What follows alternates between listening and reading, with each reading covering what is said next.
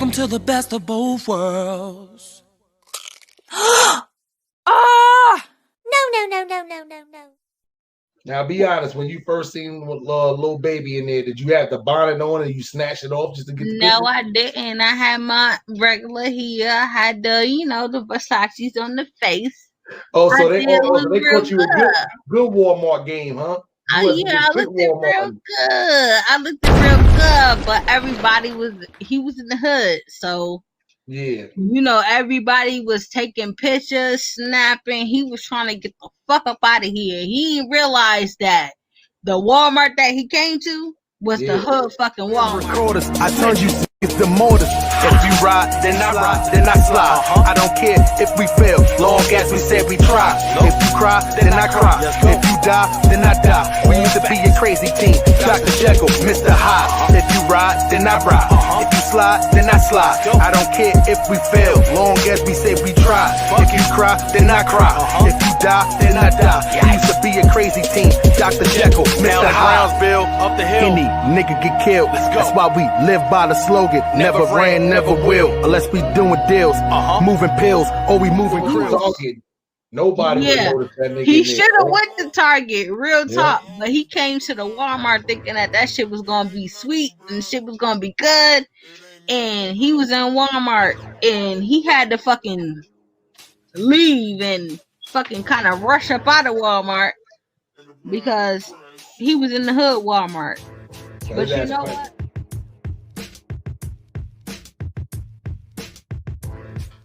Yes, we can get it popping. Listen, make sure y'all follow Fuego Base. Make sure y'all follow the people that fucks with Hartford people, Benny the Butcher. Listen, all of them. I don't know yet. I'm just anticipating. Hopefully that he has good advice for up and coming rappers in Hartford. Everybody that's the South End. And the North End is Jamaicans. The Jamaicans. They still got like that big ass pothole in the middle of the street.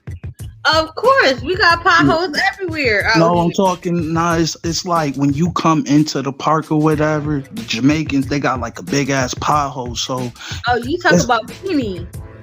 Yeah.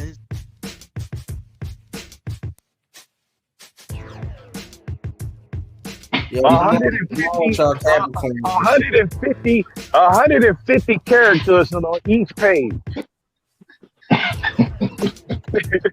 When she was like 16.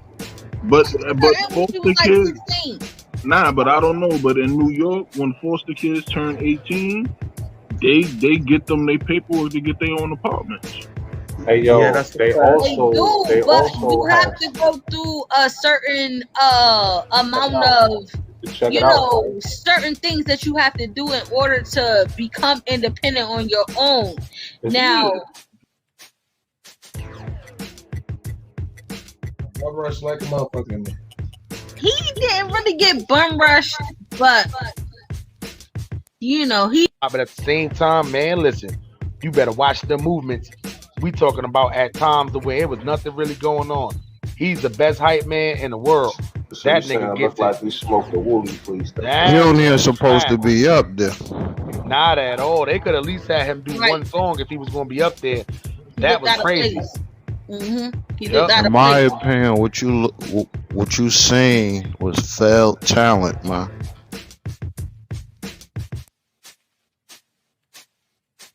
Melly Mel, 2L, all caps. Rocking with your boy Harlem Smiley, that's a fact. Best of both worlds, change the game, it's the rap.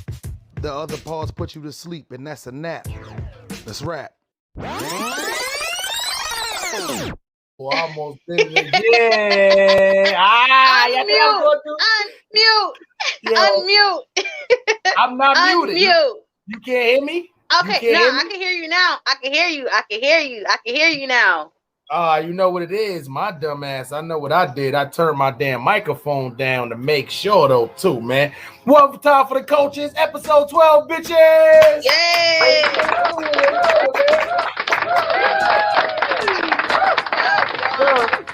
Yes, sir. episode 12. Listen, I must say, Smiley, since we started this podcast, man, we've been on a roll. I mean, listen, you see the setup. You see the setup. You see man with the big mic right here. You see the setup. Like, we is real serious about what we doing, and we definitely gonna take it far and definitely go somewhere with this. So salute to everybody that's rocking with us, and salute to everybody that supports, and to all the day ones, Rich Gang, Honey Gang. Listen, salute to y'all in the chat, man. Salute to everybody that's gonna watch this on the replay. That's a fact, man. Yes. And salute to everybody on Spotify, as well as Apple Podcasts, Google Podcasts, Twitch, Lisbon, YouTube, and Facebook, man. This is the Best of Both World podcast, man, hosted by your boy, Harlem Smiley, and of course, my co-host, Melly Mel, 2 L's, all caps, all facts. Give it up for us one time. Man. Yes, sir, man. So Melly, so what we got for the people today, man? It sounds like it's gonna be a good one. It's gonna be a good one. Yes, it's definitely gonna be a good one. If you guys have not, we're gonna jump right into it. Y'all already saw that the topics are the topics from the description in when I did the live and posted everything. So you guys already know what we're talking about tonight. Listen, I think this is gonna be a good one because Kanye is a big topic right now. He is a big topic right now. From his Drink Champs interview. Salute to Nori and DJ EFN. Salute to them. And salute to Kanye. That's a hold on, man. Before we even get into Kanye, man, because you know Kanye is a whole movie in itself, man. Yes. I know what they're gonna be asking, man. Especially the people on Twitch, man. Listen, I got y'all, man. It don't matter what you smoking on, man. Whether it's an indica, a kush, a bat. Listen, please don't be smoking that backyard boogie. Don't be smoking the helping the visions around here, man. It don't matter whether you smoking in a Dutch, a backwood, Swisher Sweet, or the Fonto with the raw paper, of course, or the Bob Marley. But if you add the grapper, keep that shit to yourself. Don't pass that around. I don't want to smoke that shit. That's tobacco. You know what I'm saying? Time for y'all to sync up, man. Merch coming soon, man. Light us up. Yes, sir, man. Drinks up. That's the fact. You know how that goes, man. Yo, listen. Melly Mel, the first question I'm going to ask, let me ask you something. Do you did it sound like Kanye the whole community he was talking about building? Did it sound a little cultish to you? Like he was the elders running the shit? I was kidding, like, why the fuck he keep this shit sound like a cult? I'm not going to Kanyeville. You didn't get I didn't get cult. I didn't get cult from what he was trying to say. I understand what Kanye was trying to say, and I feel like a lot of people who are of certain communities feel the same type of way. I feel like he's right. We do need our own people in our own communities as the elders in the community to kind of, foresee over stuff, just to make sure things are going right. No, it didn't sound cultish. It just sounded like he wants to build, something black. Yeah, that's understandable. That's what I took from it. A lot of my elders, I'm gonna be for real. A lot of my elders, especially in Brownsville, Brooklyn, a lot of them are crackheads. What do you? I'm not about to have the crackheads running the whole community. You gonna smoke the whole community up? So I'm like, son. Nah. So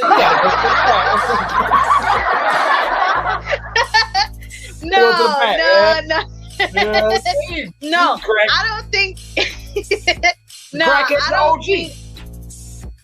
Nah, see, but then you do have your elders that's productive in the community, and who should be appointed elders. No, we don't want to appoint crackheads as elders. You know what I mean? Like, no, we don't want to do that. But in every hood, there's a crackhead. I mean, it's just the facts.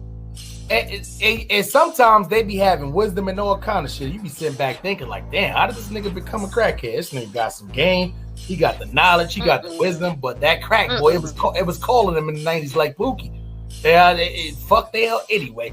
But yeah, how do you feel about Kanye West doing the homeless thing. Like he said, he has no house. Yeah, he said. Listen, Kanye is basically putting out there that he's a nomad.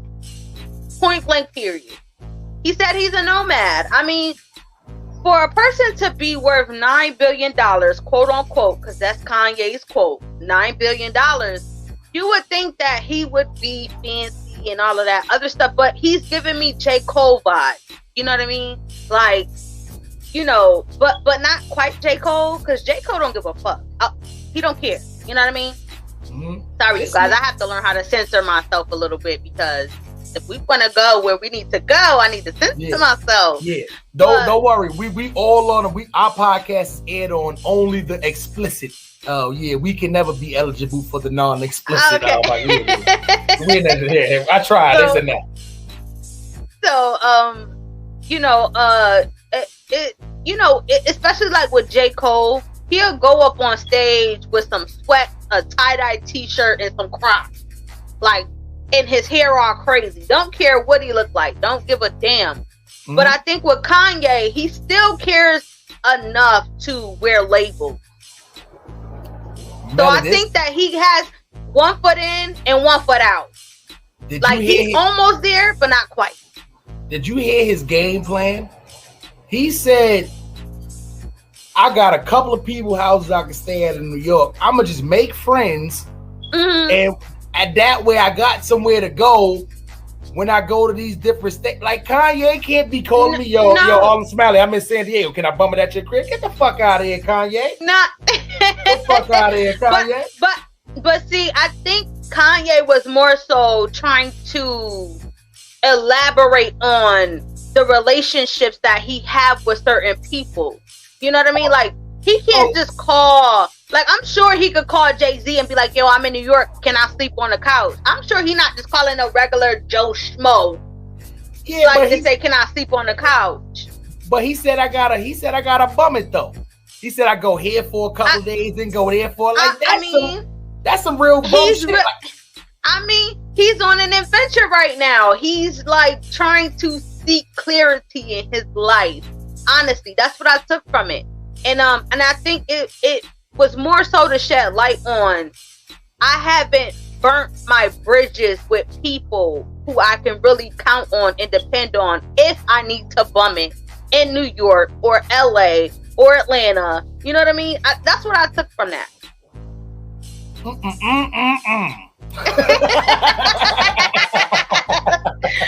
what I took from it. Yo, I used to do that shit in Brooklyn at Aunt's house. Now I would like, fuck it, they gonna get tired of me in 3 days. So I got 3 nights to spend a night.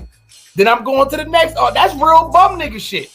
Like that, you know what it is? A lot of these these college kids, these privileged white kids, they are doing that now. Like, that's the thing. You can find them on YouTube channels. They are living homeless to get the experience. So I'm thinking in my head, okay, maybe they're about to try to, do like all these white people been doing forever, trying to cure war or hunger. That's never gonna happen. Try to, homelessness. That's never gonna happen. But they're not even doing that for that. They doing it just for the experience. Like, what? No, you can't be out there standing on the corner with a sign. You got a cell phone in one hand. You got the man purse. I'll be like, you don't get the fuck out of here. Yeah, I ain't even going. Like, they doing that for the thrill, sleeping in cars and all kind of shit. I think that's cap, though. I think that's cap. Out here where I'm at, I've seen it with my eyes. The white college kids living in their car, like, we kick them out of parking lots a lot where I work at.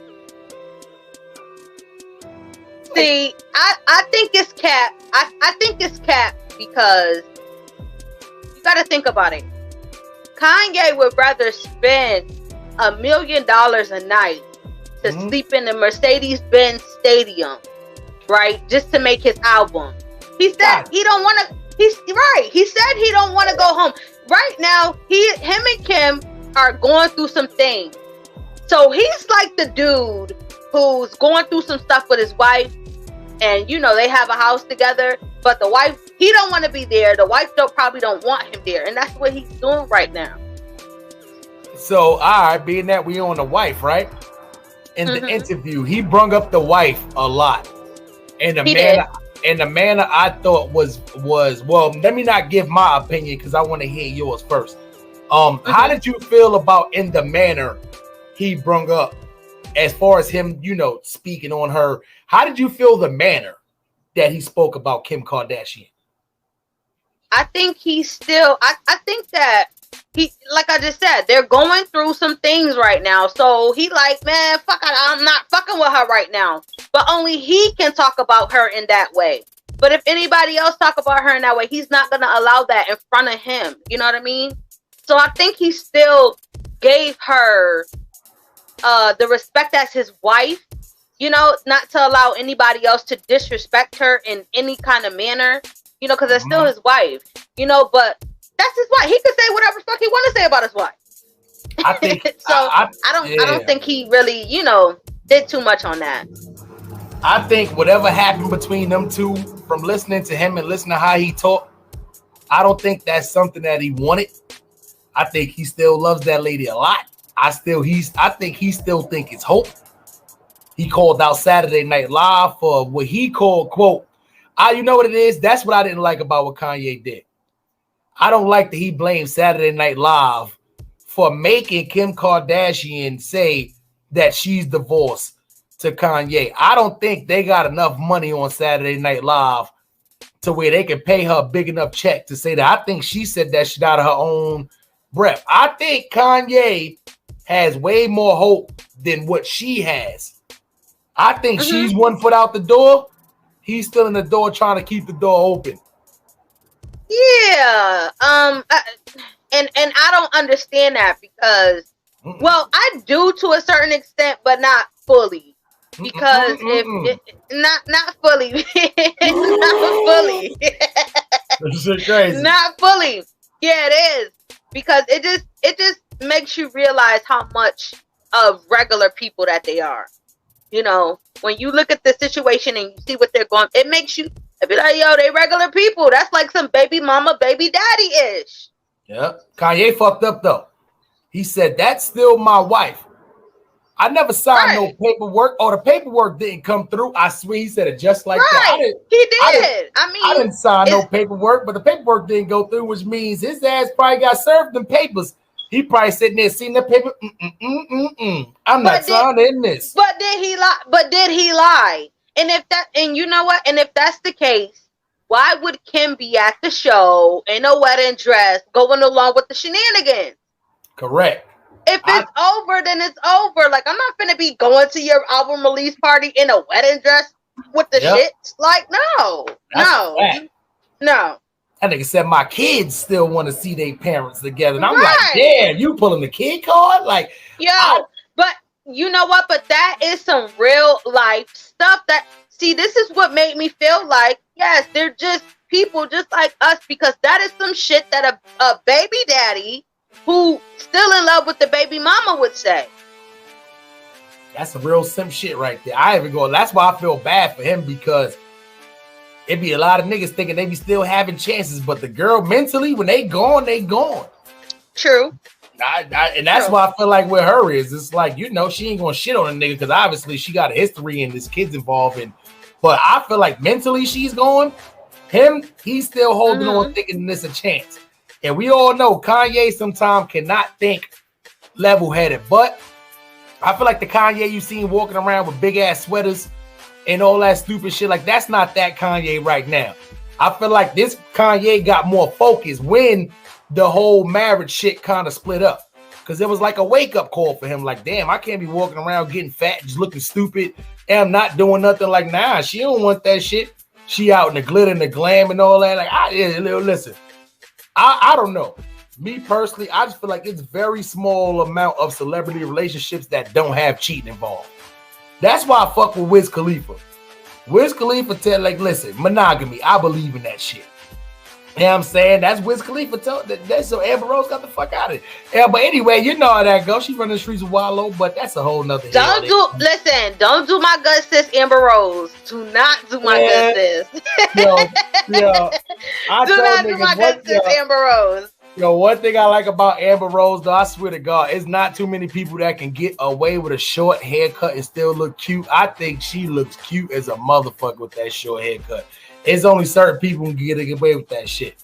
You know, the G.I. Jane style haircut and shit. Because you want to rub that shit while you hitting it. But, I mean, she's still cute with it. So, salute to her, man. Yeah, it works for her. She capitalized off of it. It worked for her. Yeah, that's her signature style. So, yeah. Belly bell. I don't know about the tattoos on the forehead, and I don't know about that, but yeah. Mm-hmm. Yo, listen, I'm totally against girls getting tattoos on their face unless you just look hideous or you trying to cover up like a little buck 50 scar or something like that. I'm definitely I'm against girls getting tattoos in their face. Like that just destroys the look. No, there is no good looking tattoo on your face. No such thing. There's never been somebody who's like, damn. There's no good looking tattoo. A leg tattoo, a face I disagree. Tattoo. You name I disagree. The girl Danger. The girl Danger from For the Love of Ray J, and she was like a reality TV star. That was probably like the only girl that I feel like with the tattoo on her, she was bomb. She was still beautiful. I know who you talking about, but the tattoo on her face didn't make her look better. She was still cute with it, but she was way cute before the tattoo. So the tattoo didn't help. Listen, the tattoo brought her to a whole different level. I think that tattoo made her mystique and mysterious in some kind of crazy, twisted, dark fantasy kind of way. Oh, I can see that. All right, I can see that. A little crazy. You know them niggas. They like a little crazy. A little crazy, not too much crazy, but a little crazy. Crazy. Run down on you and just slap you in the back of the head kind of shit. Like, what the fuck? Yeah, like that little bit again, like that little crazy is good. Pop out the bushes, at 5 a.m. when you just rolling in from the club. Hold on, not that kind of, hold on. Kind on the place. Crazy. Yo, listen. We not talking about that kind of crazy. Pop out the bush at 5 a.m. after the club. I'm drunk. I'm tired. You pop out the bushes, I might punch you in the face by mistake. Like, nah, hell no. Well, listen. She's to get that kind of tattoo on your face. You got to be crazy like that. You got to be certified. And to me, she was certified. She will pop out in the bushes at 5 a.m. while you strolling in from the club. Yeah, that crazy. Give it up for crazy ladies, though. That's a fact. You gotta ever. Yeah, you gotta be a different kind of crazy to get let the niggas just come to your face with the needle, the tattoo gun. Like that's fucked up.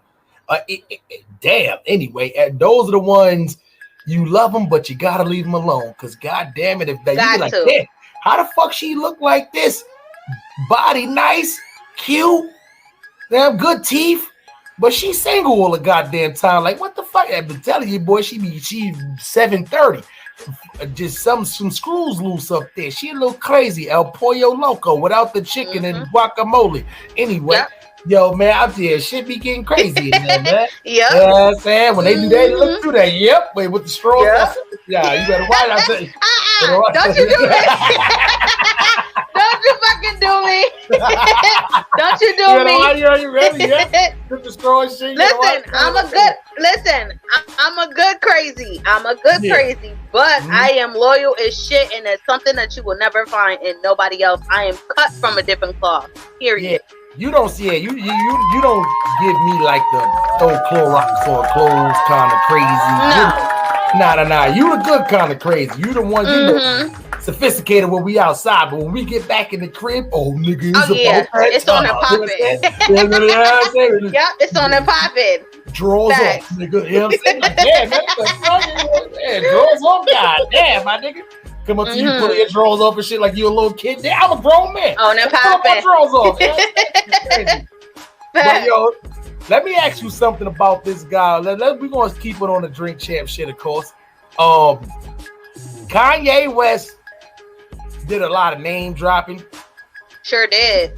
Probably about 50. He didn't give a fuck this interview.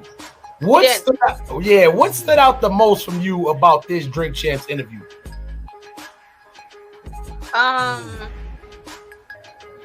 What stood out the most? That's a good question.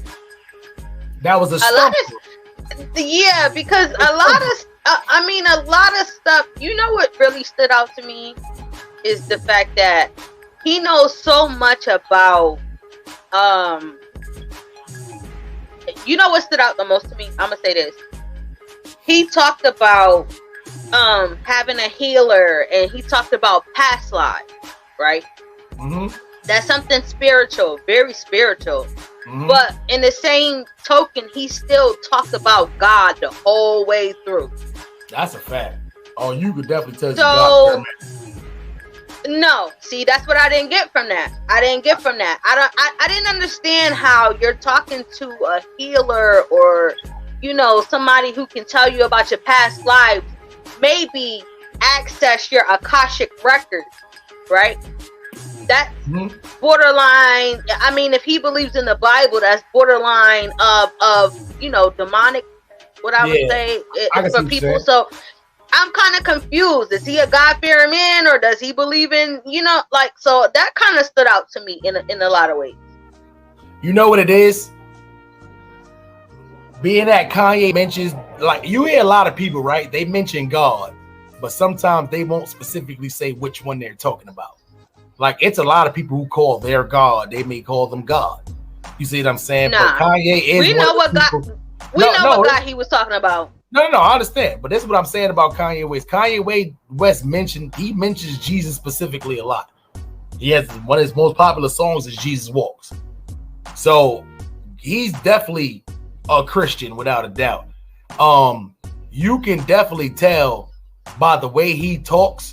Even when he told the story about when the lady told him in church that you are one of the leaders. You are not the leader. You are one of the leaders. I thought that was being that he told that story, that was something that stuck with him. That was Lauryn Hill. Yeah, you see what I'm saying? So which was like it's a knock off the high horse. You see what I'm saying? Like, you know, like you're one of the leaders, but you're not the leader. It's only one leader. You see what I'm saying? Right. So at the end of the day, I do feel like him in that direction too, he took a lot of different routes in his life. From producer to rapper, being on top and out there in the light to where just in hiding. We ain't know where the fuck Kanye West was at for like 2 years. Niggas got pictures of this nigga getting fat in the woods and big ass sweaters, and niggas ain't know where Kanye West was at to just jumping right back on the map and right back into his places. And boy, he called out a lot of niggas. One thing I took from this this interview that they did, I thought Kanye West was thinking very strategic when it came down to Drake. You know me. I feel like when people are on platforms and you got some little squirrel with somebody, being strategic is very important. Not just going out there and making a live off of feelings and all that stuff. And when you want to get back at a person, sit back, think, strategize, think what they do good, and how can you flip that to make it better. I feel like what Kanye West did to Drake, he was pretty much playing Drake's game. You see that? Like I like Drake. No disrespect to Drake. Drake did this. Drake came out the woodwork, but when it came down to he was throwing shade at Drake, but at the same time giving him flowers or what it made it seem like. That was the hidden agenda. He said it. Drake is very strategic when he do stuff.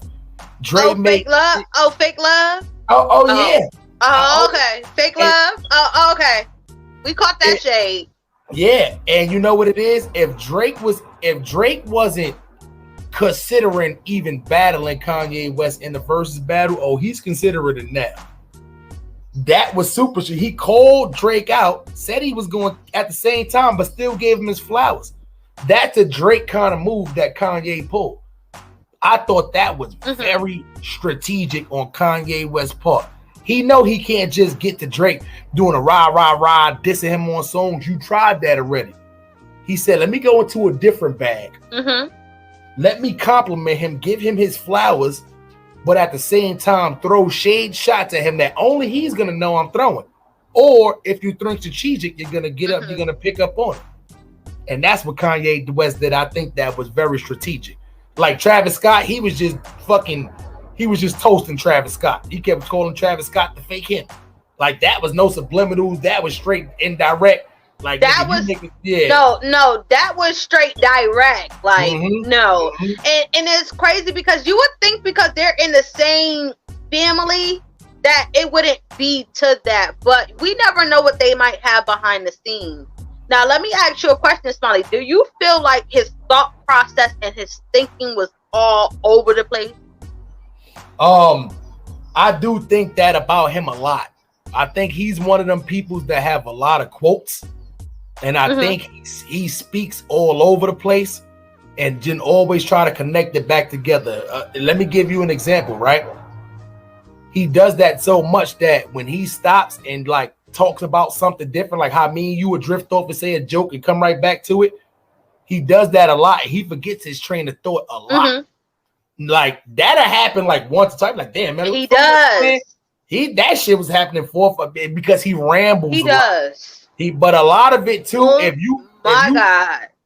you think strategically though and process the stuff he's saying, you got to break it down. But eventually, it makes sense. But at the end of the day, sometimes the shit he just be saying, it flies over heads because he goes too deep in it. You can ask him a simple question like, hey, what kind of material you use for the Yeezys? Oh yeah, man. So you know my guy in Japan, man, Mr. Such and Such, Mr. Waku Jim. Yeah, you know he's out there. You know he used to be the co-owner of Gucci, but you know he used to be my employee, but now he's one of the co-owners of Gucci. So you know he went to the Midlands, of like Thailand, of Shanghai. Yeah, Shanghai. Yeah, some shit like that. You know, like what? And then he came back to Chinatown, New York, and we done got some stuff together, like, and that's what we did, and that's how we, helped the community get better because we passed those materials out. Like, what, nigga? What are you talking about? Yeah. What? The laces is made only in Chicago, though. Only in Chicago, what? Though. Like, it's crazy because I got that a lot from him. I didn't take that as him not knowing what he was talking about. I took that as he's just unorganized. He's not very structured. So I could see where the lashes and the outbursts and, different things like that come from because he's not very, very structured in his thought process. And you know why Drink Champs is so amazing and so phenomenal? They get people, if you a drinker, you normally drink a little bit more than usual on there. If you a smoker, you normally smoke a little bit more than usual on there, or you smoking some fire. Kanye West is not a smoker. He's a drinker, but not a heavy drinker. Kanye West, I counted 8 shots that he took. And he was smoking weed. He don't smoke weed. So first of all, go ahead, cause what I'm about to say, go ahead, Smiley, because what I'm about to say, people might not like it. Well, go ahead. Go ahead. Get it off. Fuck it. Get it off. All right. So I'm going to say this. Did you realize that he had glasses on the whole time? Like, did he not take off his glasses not once? He didn't take off his glasses. And normally, like, I know what that means, in the industry, subliminally, not so subliminally, but he had on glasses the whole time. Like, he had on shades the whole time. He did not once, and even when you're in a room like that and you're talking, see, this is how I know he was under something, because he was under something, whether it's MK Ultra, whether it's drugs, whatever. He was under something, because normally a person who's talking like he was talking would take their glasses off. If you're sincere, you're gonna take your glasses off to look that man or that person in the eyes to have that conversation. You know what I mean? At some point in time, you're gonna take off the glasses to let people know that you're sincere, because people can see how sincere you are by looking into your eyes and looking into your face. So he didn't take them glasses off not one time. Was that kind of weird to you? Because it was weird to me. It was. Anytime I see a celebrity, and let me tell you why. Behind the bar, he said he don't. And I'm answering the chat for all the people who watch on the other platforms. Behind the bar, he even said he don't smoke weed like that. He said it. He said, "Fuck it, you're like." He told him, you're like my you're like my Seth Rogen. So he told him like he was gonna hit the blunt. Nora was like, you looking at you know, you almost got you want to smoke? He was like, fuck you like my Seth Rogen. I don't smoke, but I'm a smoke. So yeah, Kanye West don't smoke. But I felt like how can I word this without kind of like pissing people off at the same time? Normally with big celebrities, right? When they wear sunglasses in the daytime, if they taking pictures, doing an interview, and there's lights all around and all that shit too, normally they usually have the eyes like this. You know what though? That's the cocaine eyes. So if you sitting there like this, yo, yeah, man, you know, I want to. If I was sitting here doing this interview like this, yo, Melly man, what's good? So I'm not even blinking. Yo, Melly man, what's good? So that's cocaine eyes. That's cocaine eyes right there. I gotta blink like a mother. That's niggas who smoke. I get it. Weed eyes. So anybody who been around people who do coke, or you do coke yourself, you know them cocaine eyes. You can't hide them shit. Them shit is like this. Your shit bright white. Your shit be like this zombie. Like you can't hide that shit. So they wear sunglasses so you can't see the cocaine eyes. Now, what I'm gonna say is Kanye didn't give me cocaine vibes. So I'm not gonna throw that on his I'm not gonna throw that smut on his jacket. Yeah, we're not gonna throw smut on that. Yeah. He didn't give me hyperactive cocaine eyes. So I feel like that was just him just being cool. If anything, you know, I thought that was just him just being cool Kanye West, you know, bringing it back to the young gang kind of shit. But I don't think that was the instance for us like, fuck it, I'm on drugs. Because cocaine is the only drug to where you need to cover up your eyes. Like weed too. But if everybody smoke weed, nobody want to cover up the weed eyes. It's only literally two drugs that make your eyes look crazy. Weed and cocaine. They're the opposite. These weed eyes. This cocaine eyes. If you ever see home smiling like this, oh nah, you just smoke that shit. Nah. You just sniff I think it's something more, and you know how I get with my, you know, conspiracy theories and different things like that. You know what I mean? Yeah. So I know different when I see a celebrity who just has their shades on, or, you know, dark shades on during the whole interview. It's more to it than just that. And it was just so crazy how he just constantly pushed the message of God and God and God and God. Like, we know this is your journey. We know that, you know, this is the spiritual journey that you have. This is the message that you want to push.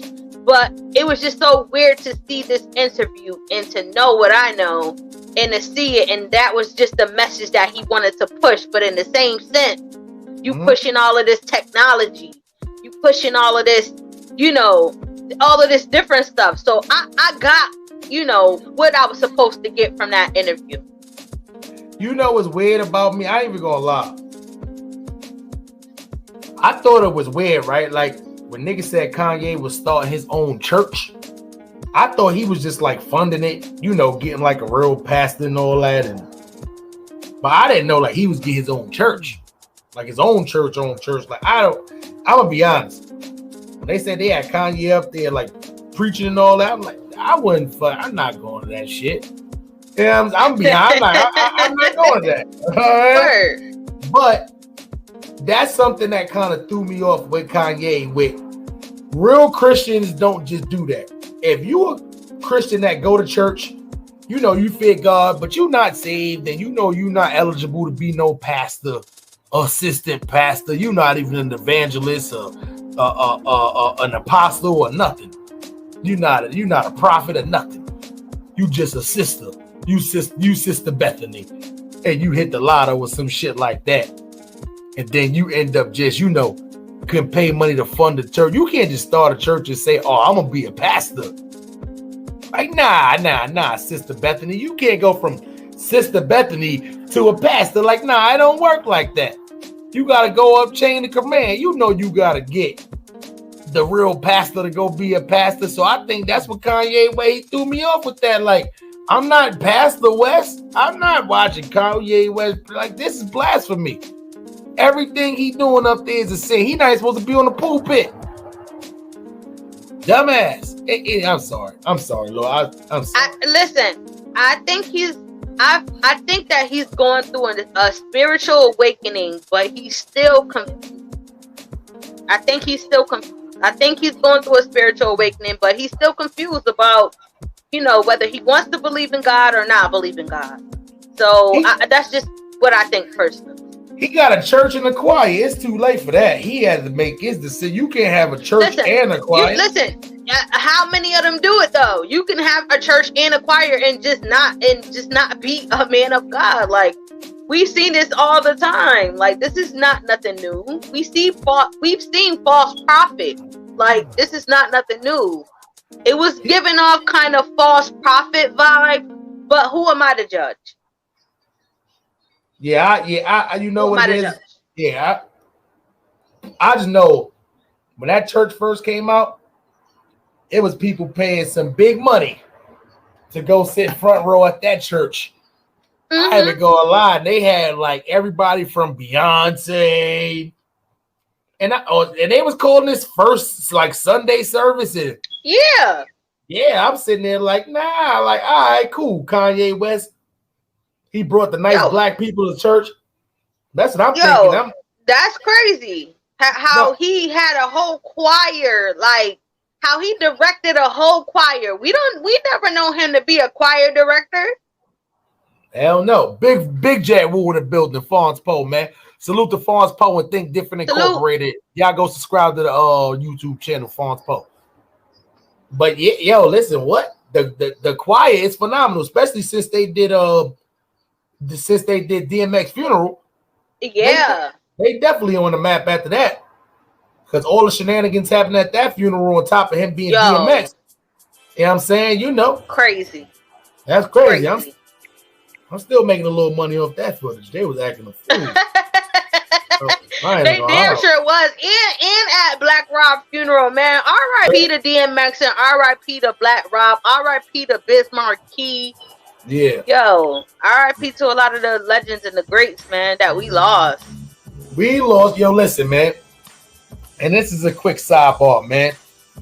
We losing a lot of people. You never gonna know when your time is. So I sat back, man, because I've been talking a lot of business to people lately, man. And I just asked them, why not us? And when I say why not us, right? And I'm talking to y'all that's in the chat. It don't matter whether you watching this on Spotify, Apple Podcasts, YouTube, Twitch, wherever, Google Podcasts, wherever you watching it right now. Why not us? If everybody else out here is getting this money, Kanye West said he has $9 billion. He is trying to make a plan called the T plan. It's like he's like, yo, you know what that is? That's $1 trillion. That's what he told Nori. The $1 trillion plan. You know what I'm saying? Shit like that. If it's one person that has that much money, why not us? Why is it that we sitting around just struggling, being broke, working regular jobs and stuff, and not trying to get this online money? It's a lot of people right now, whether you comedian doing funny skits, whether you just doing podcasting, whether you a good YouTuber, just creating content, whether you a rapper, a producer, you an actor, you a singer. Why not us? Why should we be sitting around broke, struggling, kids struggling? For what? Everybody else doing it. It's a lot of other people doing it. Why not us? Now, I need to really sit back and just ask yourself that question. Because at the end of the day, listen, I'm not trying to be one of the people who is remembered for just, he was a cool dude. He always had a job, though. Like, fuck that. Like, nah. If we working 8 hours of the day and you sleeping for 8 hours of the day, that only means you're woke 8 hours of the day to where you can keep to yourself. That's a third of your life. A third of your life. I don't want to be fucking working jobs at 60, 70 years old. Hell, I hope I make it that far. I'm not trying to be working jobs at that time. That's stupid. Why not these little, a lot of other 20, 30-year-olds, 40-year-olds, they sitting around comfortable. Kids is good. They good. They can vacation when they want, where they want. They ain't got to ask their boss for time off. They ain't struggling. They ain't got it. Some of these niggas ain't waking up to 4 or 5 o'clock in the afternoon. Why not us? Y'all niggas really start thinking about that. Because us too, we got our hands in a lot of cookie jars right now. We trying our shit at everything. At everything right now. Something going to click. If not, I did a hell of a trying. But fuck that. Something going to roll. Why not us? Salute to my nigga Fonz Poe in Hawaii. You know what I'm saying? My bad, I about to say, you on mute, Melly. My bad, y'all. Nah, I really got to see a different side of Kanye with this interview. He's really funny too. I just got to see a different side. Like, he was all over the place with his thoughts and everything like that, but I could truly understand, what he was saying or where he was coming from with a lot of the things that he did say. So, I mean, he's gonna be Kanye, and I like that he did not hold nothing back. Let's give it up for that.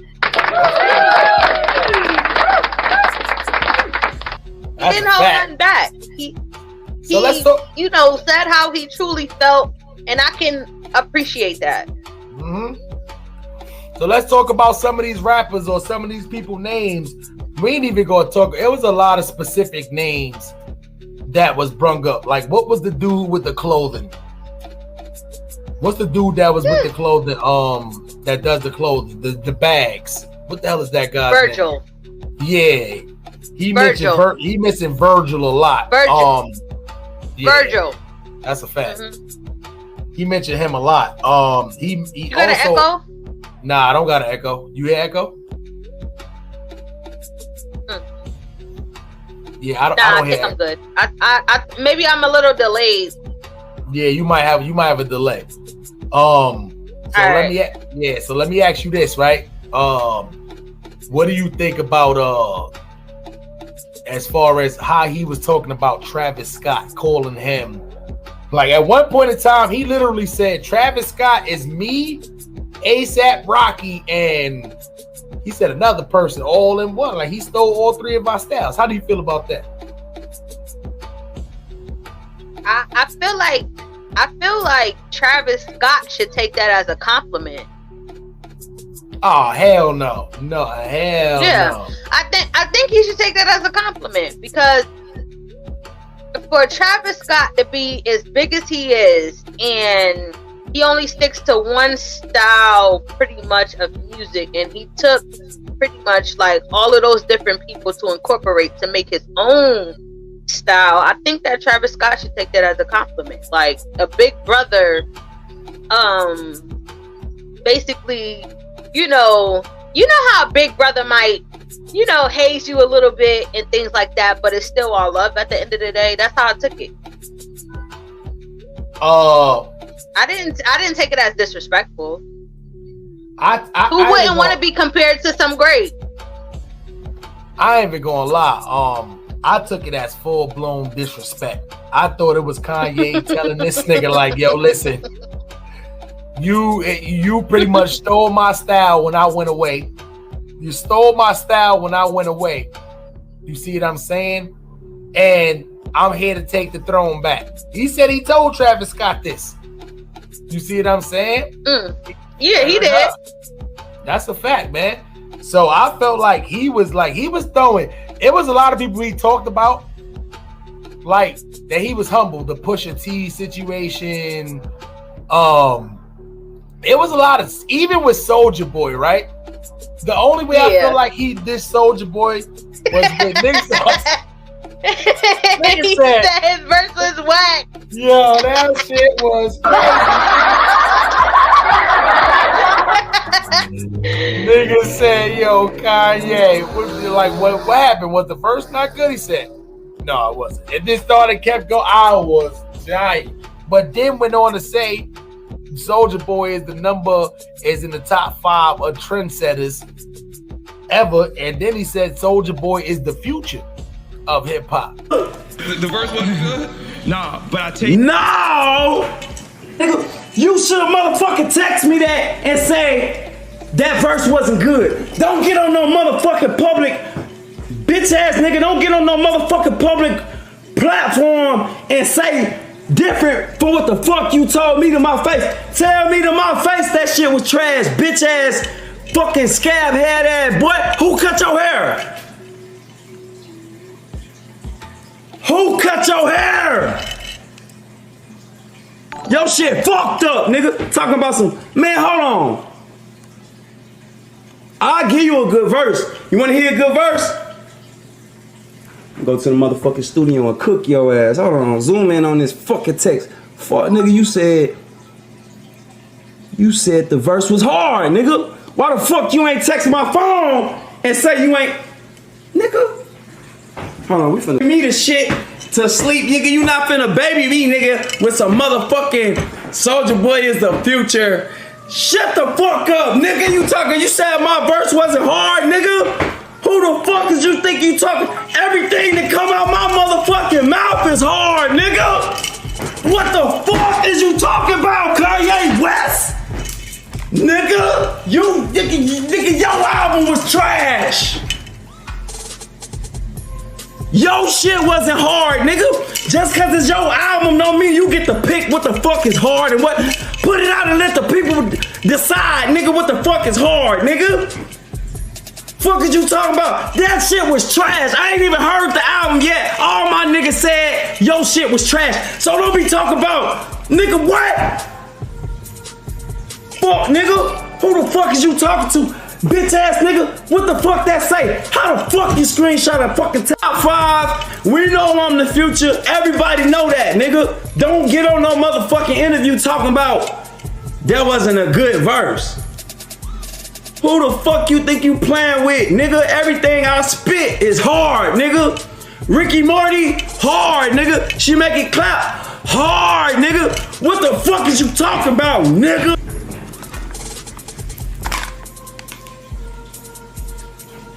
Fuck, nigga. What wrong with Kanye West?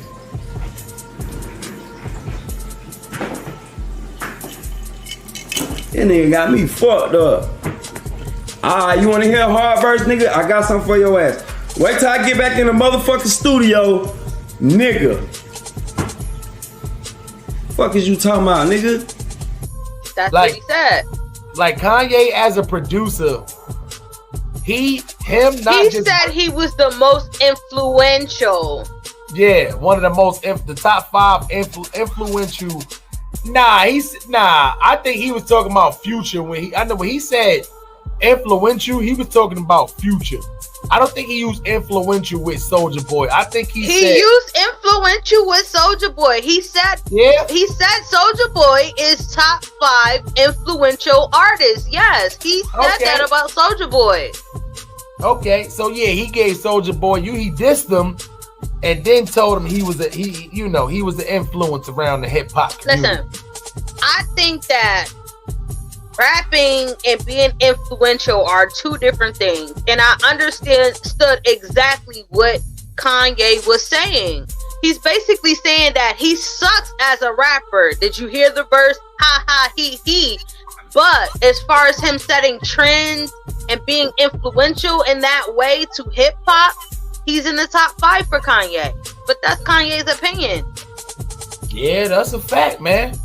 I think the most blatant disrespect though came to Just Blaze. I think when they came around to asking him, they asked him who would they choose, Swiss Beats or Just Blaze. Kanye West said, "What? Swiss Beats, of course.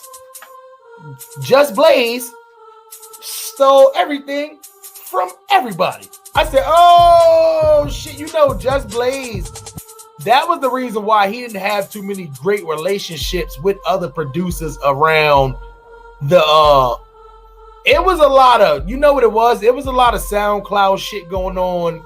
It was a lot of, if you was ahead of your game, when I would probably say 2008 to 2011, as far as like when it came down to this online shit, you was able to jack a lot of shit that people was trying to put up, like even rappers.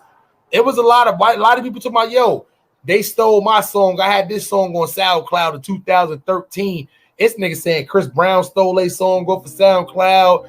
This nigga saying that like, I ain't even gonna lie, it's a lot of that shit saying, oh, this was my song. Here's the original song. They took my song and just flipped it kind of shit too. So from what I'm hearing, word around the whole hip hop community is Just Blaze has been doing that for years. He has been doing that for years to a lot of these other producers and up and coming rappers and shit like that. Samples. They said he was stealing a lot of samples. Now I know what y'all thinking. Puff Daddy done stole a lot of samples. There was a difference. You stealing samples from the 70s, 80s. They ain't got no copyrights on none of that shit or whatever like that. You know, a lot of us don't even be knowing that music, but great samples he was stealing from shit that can't get copyrighted. Just Blaze was just allegedly stealing shit from up and coming producers, up and coming rappers in the game that was trying to get themselves noticed by putting their shit up online. And because he was ahead of his prime in time online, boss, he was just stealing all that shit. It came on with the Just Blaze, about to steal your shit. That's fucked up. That's fucked up. Nah, I think that I might be being a little bit biased, a little bit, because I really do understand what a lot of what he was saying, you know, during this interview, and I get it. He would rather pick somebody who's more original than somebody who's just going to copy somebody else's style. Like, I understand, and in that time in the industry, it was Just Blaze, it was Dark Child, it was all of these different Swiss Beats, Timbaland, all of these different super producers, and that he probably had a chance to work with. He said the reason why he don't like Just Blaze is because Just Blaze got more credit for the blueprint when he only did the second half of the blueprint and Kanye did the first half. Yeah, that was fucked up too. Yeah, so I can see where, you know, he might have his little discrepancies or discretion. Yep, I ain't even gonna lie. It was a lot of Rockefeller niggas came out that said that's, you know what's crazy? That's who Just Blaze was working with a lot, besides the R&B singers and stuff when he was getting his mark. Like DJ Clue was a big person who came out and said Just Blaze was stealing mad people shit. And we all know DJ Clue had a close relationship with them and then with South at the same time. Like, he was the main producer for them at one time. Like, they had the whole William H and William J Holla, all them stupid niggas. He was a part of that shit. You see what I'm saying? So, but then the shit went left. But he was one of the main people. Even Beanie Siegel came out and said Just Blaze was out there jacking shit because he did it to one of the Philly producers up and coming. So what? I mean, so did he lie? Did he lie? So did he lie? So I think and you just justified the reason why he said what he said. Like, he didn't lie about it, and I get it. I mean, I'm sure they all take samples from each other as artists. I mean, or as producers. Yeah, they all do sampling and things like that, but they'll still add their own twist to it and different things like that. So if it's to that, and all these different people came out to say, hey, this man done stole our stuff, didn't give us the credit, and this, that, why would Kanye pick Just Blaze? Or why wouldn't he say that about Just Blaze? I feel like he's justified in that. Yep, that's why he said one key thing. He said, listen, look where he's at now and look where I'm at now. Fact. You know, it's almost like the cheaters never win. Every cartoon we ever done watch done taught us this when we was little. They fucking racing, the good guy is ahead, the bad guy do some kind of trick and scheme to slow the other guy down. Eventually he gets ahead, but what happens? The good guy always come back and eventually win. That was some shit like that. Because if you look at where Just Blaze was versus where he's at now, it's definitely night and day. It's only certain producers that was out back, who was big producers, that even still have a mark now to where they can still go. The young niggas are still go crazy to get a Kanye verse, or to get it, or to get a Swiss beat, or to get a beat from Timbaland. You see what I'm saying? Even DJ Mustard right now. I'm pretty sure if you get a Mustard beat, still fire. But nobody talking about, oh shit, I got a Just Blaze. Like nobody, he stole that. He stole that. Yeah, he stole that. Yeah, definitely. Let's give it up for the gems and the jewels that Kanye dropped. Yes, sir. And this is why Noriega, and that's why Noriega is such a genius, because he definitely knew to ask that specific question. Y'all think Noriega just be up there drunk, stupid? I don't know if it's his team doing the research and then filling him on this. But one thing about Nori is, and this is why a lot of people don't like Drink Champs, they feel like it's a setup move. They feel like Drink Champs talk about a lot of stuff that they shouldn't really be talking about, and they get you drunk so they know 9 times out of 10 you're probably going to say a little bit more than what you say, but that's what you normally would. That's why it's so genius, because if you don't ask the questions, the person's not going to just willingly come out and just tell you all their business. But if you ask the right questions, you could eventually get them. It's almost like they're on a spot. They know this is going to be aired in front of millions of people, so it's almost like I don't want to look like I don't want to answer the shit, so I'm gonna answer the shit. But you be drunk and then you really answer the shit like nah, you gotta be strategic. That's why I like the niggas be like, yo, I don't drink. I can drink water. Like, I don't drink. My man's will take shots over there, but me, I'm not taking shots during the 21 questions, whatever this shit is called. Like, nah, my man gotta take a shot. Man, fuck all that. Fuck all of that. See, this is why I fuck with certain people, because fuck all of that. Whether you drunk or not, you gonna still say it the same fucking way, whether you drunk or not. Like, fuck all of that shit. Like, I feel like when you do drink, drinking is, when you drink, alcohol is the truth serum. You tell the truth. You know, you tend to say a lot of things that you know, it's more, it's true. So, I mean, I'd rather talk to a person drunk than to talk to them sober, because a person 9 times out of 10 when they're drunk, they're going to tell me the truth. They're going to tell you all the truth. And I'd rather hear that than to hear you just sit up here and bullshit, BS and do all of that extra shit to me. Like, nah, I want to hear the truth. Nah, I ain't even gonna lie. Me personally, I felt like there are lies that are necessary. We lie to people every day just to spare feelings. True. So I felt like it's certain lies that's necessary. There's certain ways you can answer shit without telling the truth or speaking the direct truth. Now, when we drink, that's why they call it a truth serum.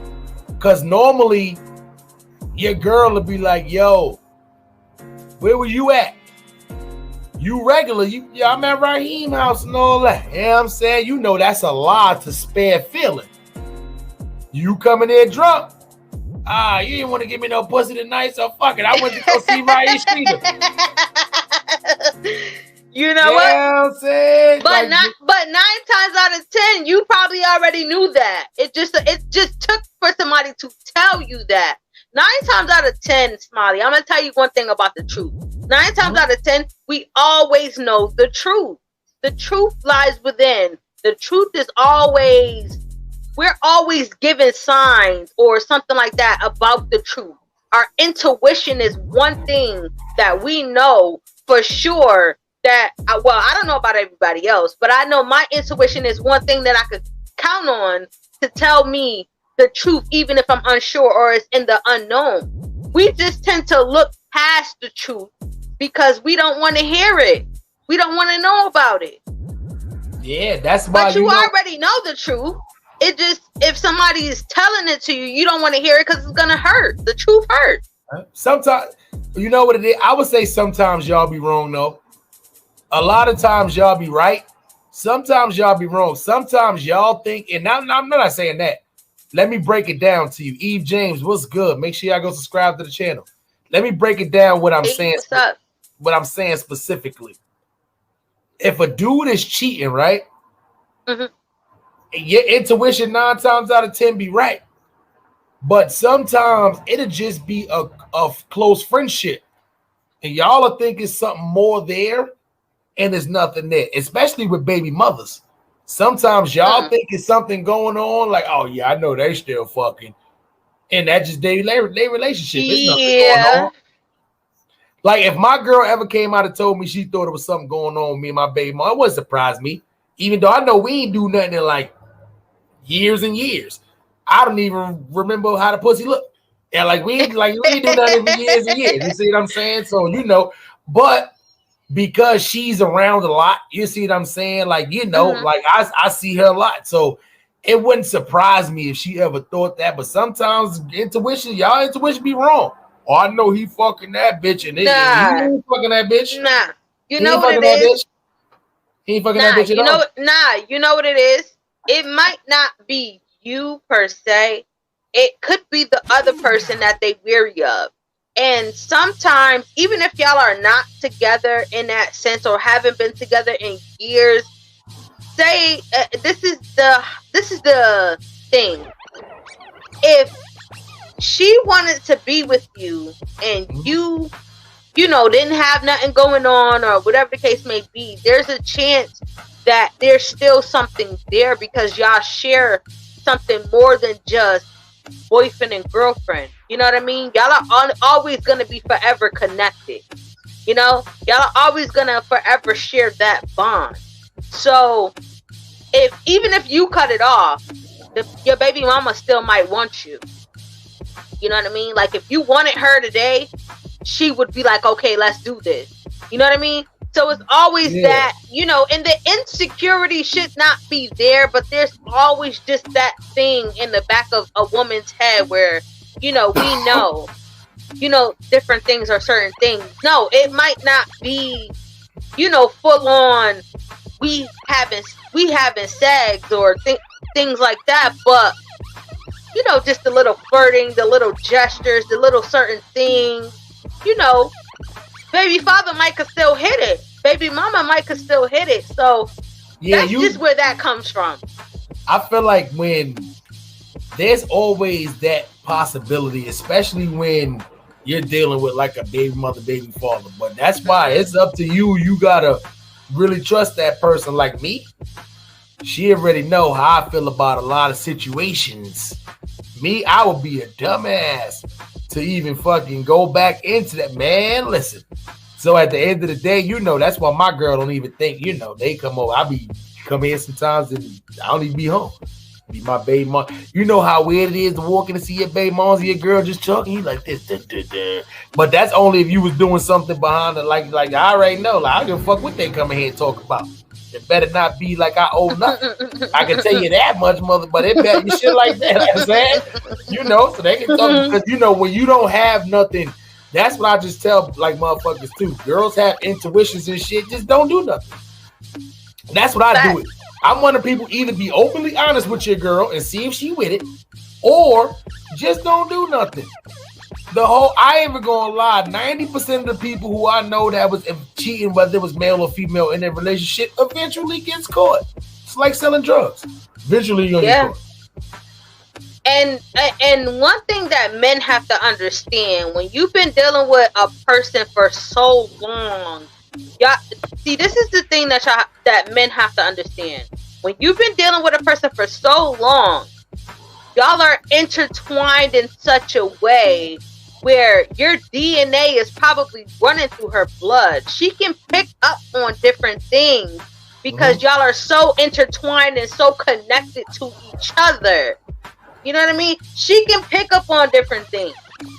That's just one thing about being a female that I feel like a lot of men don't understand or get. If she's not in tune with you in that way, then y'all probably just don't have a connection and y'all probably shouldn't be together.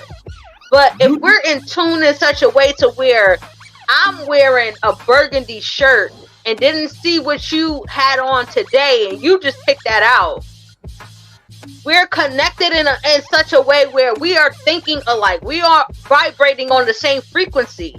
So it's just different.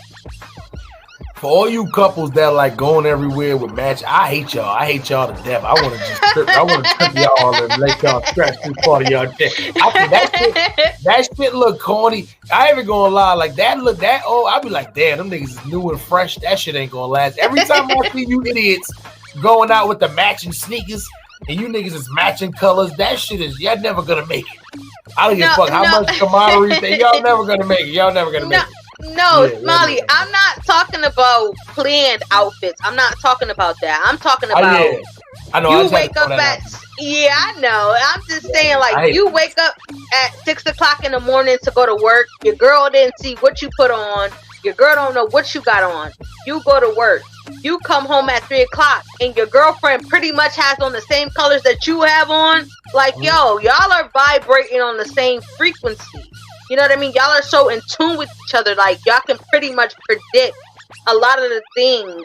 Like, I can know what you're thinking. You know what I'm thinking without really saying it. And that's how you know that you're so in tune with someone. You know what I mean? So it's just levels to it. That's all. Boy, I'm telling you, it definitely pays to have you what I call a tag team partner. Anybody could just be in a relationship and having sex. Like, that shit is corny, my nigga. You know what I'm saying? But when your partner, that's why they call it your partner, my nigga. But me, I like to call it a tag team. Your tag team partner, you niggas is trying to be the tag team champions of the world. I ain't even gonna lie, like, nigga, y'all niggas is just synced up. Your money is your money is both of y'all money. Her money is both of y'all money. You ain't gotta, y'all ain't gotta go crazy. Like, all right, cool. If you pay the rent this time, I'm gonna bust out the car note. I'm gonna do the cable. I'm gonna do the insurance. I'm gonna do the cell phone bills. I'm gonna do the subscription, the cable bill. Shit like that. Tag team shit. That's my girl to come and be like, I did the rent. I'd be like, oh, she did the rent. Well, we need to pay. She'd be like, we just got to do the car note and the insurance. I'd be like, damn, I only got to kick out like $650 this month. It'd be shit like that. I don't even know if she be having G's all stacked up. Like, God, you know what it is? Because we don't have the joint account shit, but we don't hide money from each other. Like me, I got like 5 accounts. Oh, you see what I'm saying? So I'm not about to get access to all 5 accounts and shit. I got money coming from YouTube, the rap shit, my regular job.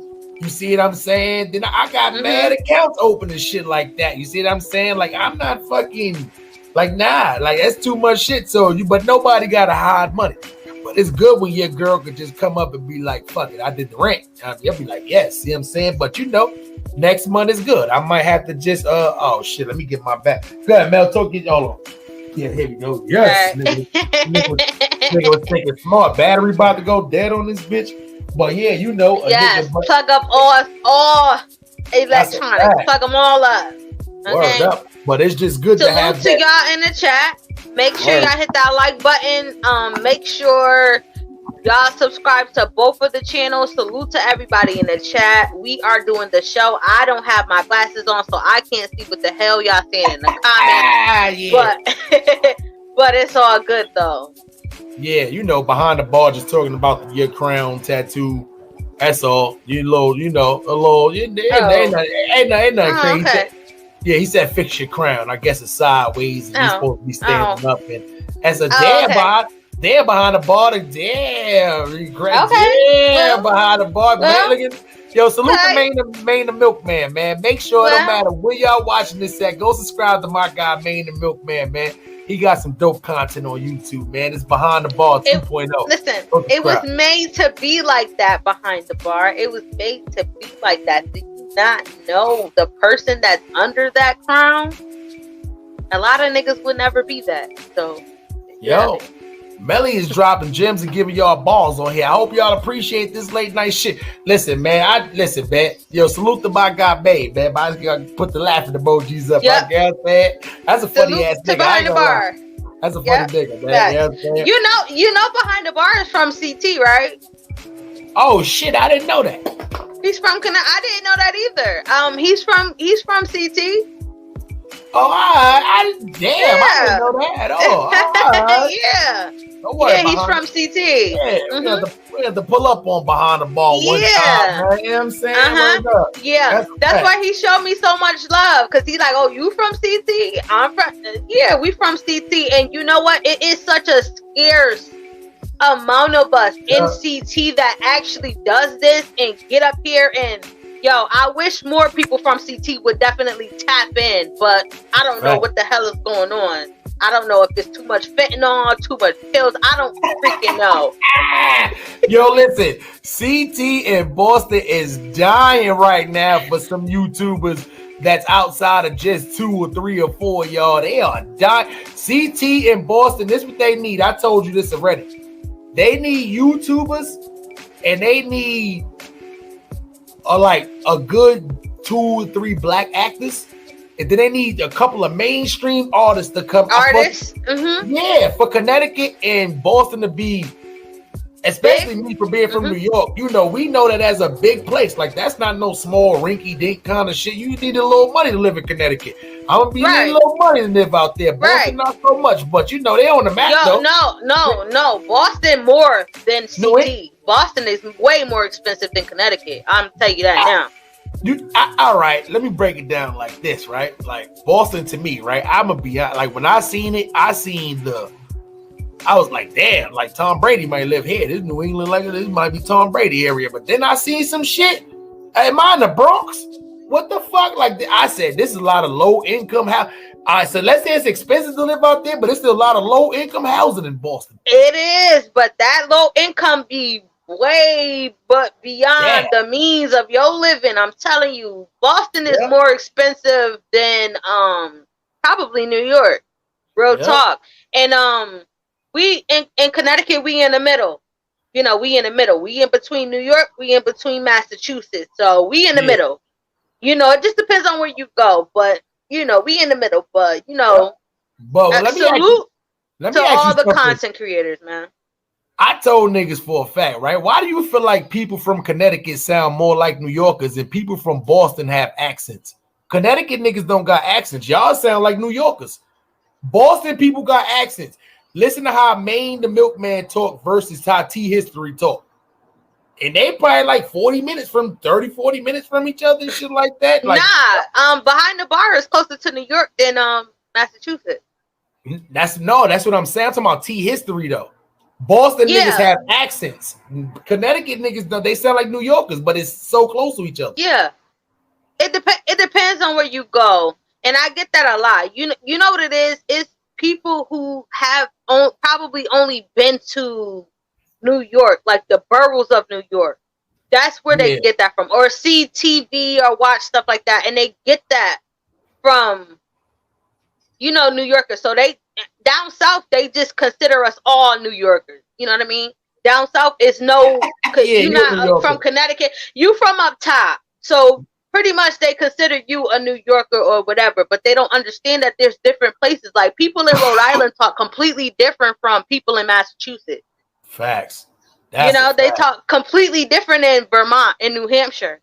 The black people sound white out there. Well, let me not just. I mean, you know what that they sound. It's white. just different. It's just different. So I'm in San Diego. I'm in California. When you come to see, it's certain parts of CT that sound different. Certain parts of CT that you could go to, like probably like the lower part, like Bridgeport, New Haven, they probably sound more like New York. But when you get closer, like to Hartford, Springfield, and all of that up here, we don't sound like that.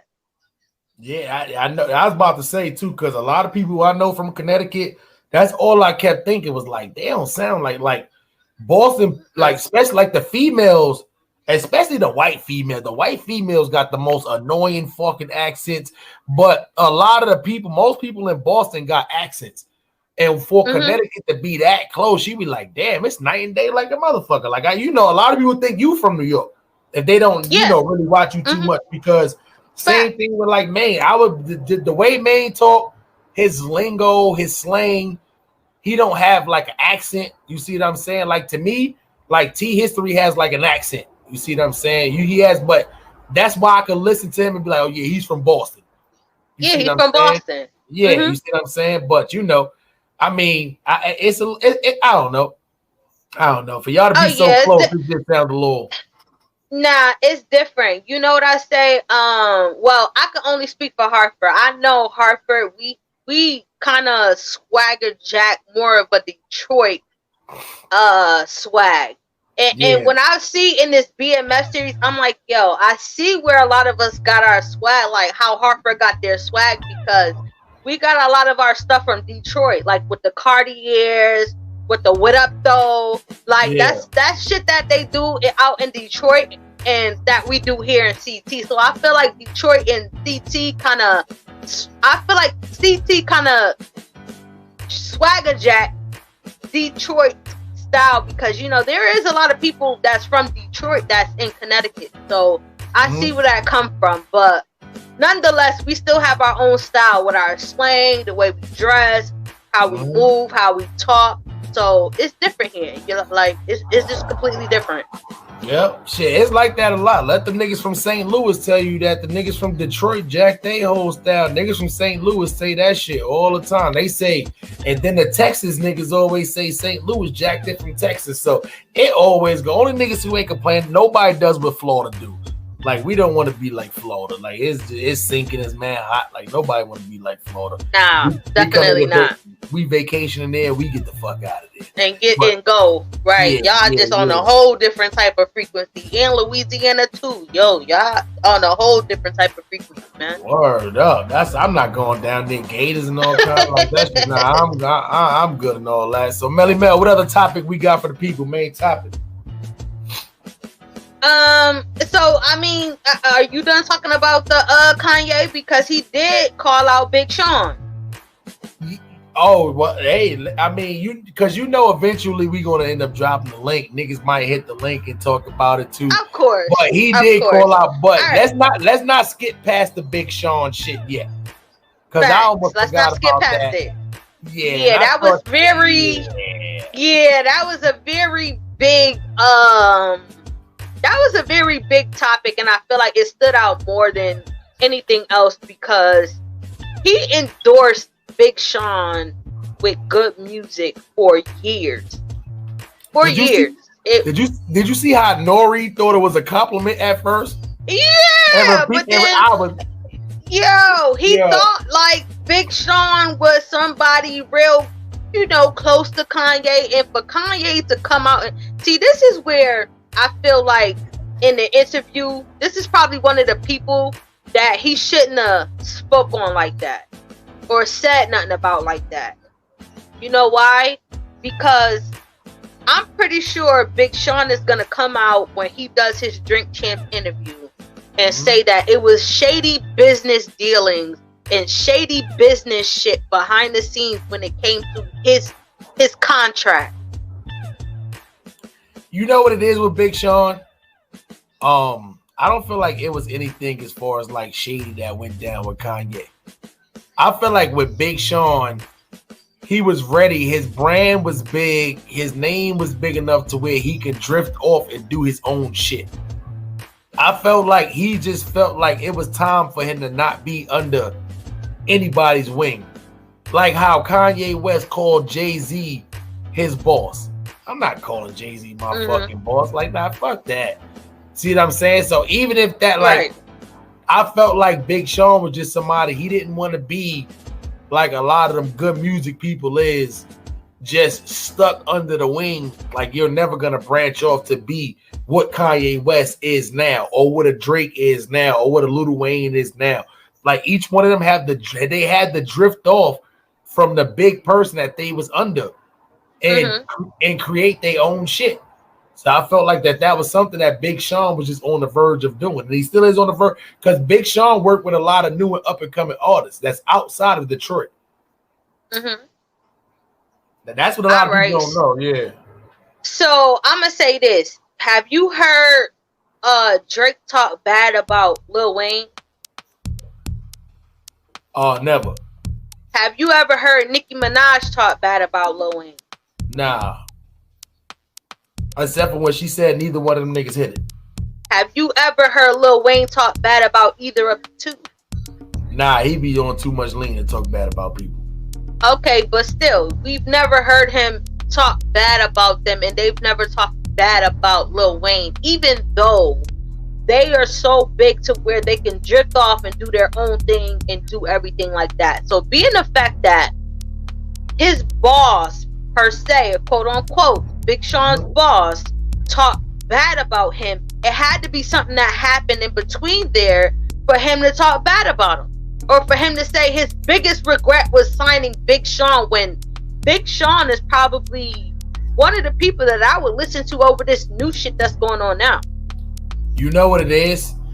Being that it was something personal there with Big Sean, right, as far as like who his parents was. It was almost like Kanye was like, I took a chance on him, but because of who his parents was, like I did them a favor. So you know what it is when you Kanye, and this is not me defending Kanye, because I feel like Kanye is totally wrong in this with him saying that about Big Sean. But if you feel like somebody is disloyal when you did everything you could to put that person on, it's like if I help somebody build up a YouTube channel, right? They get big and then they say, fuck it, I got my 100,000 subscribers. Fuck you, Smileys. I said, that's how Kanye, that's what I took it as, like how Kanye felt.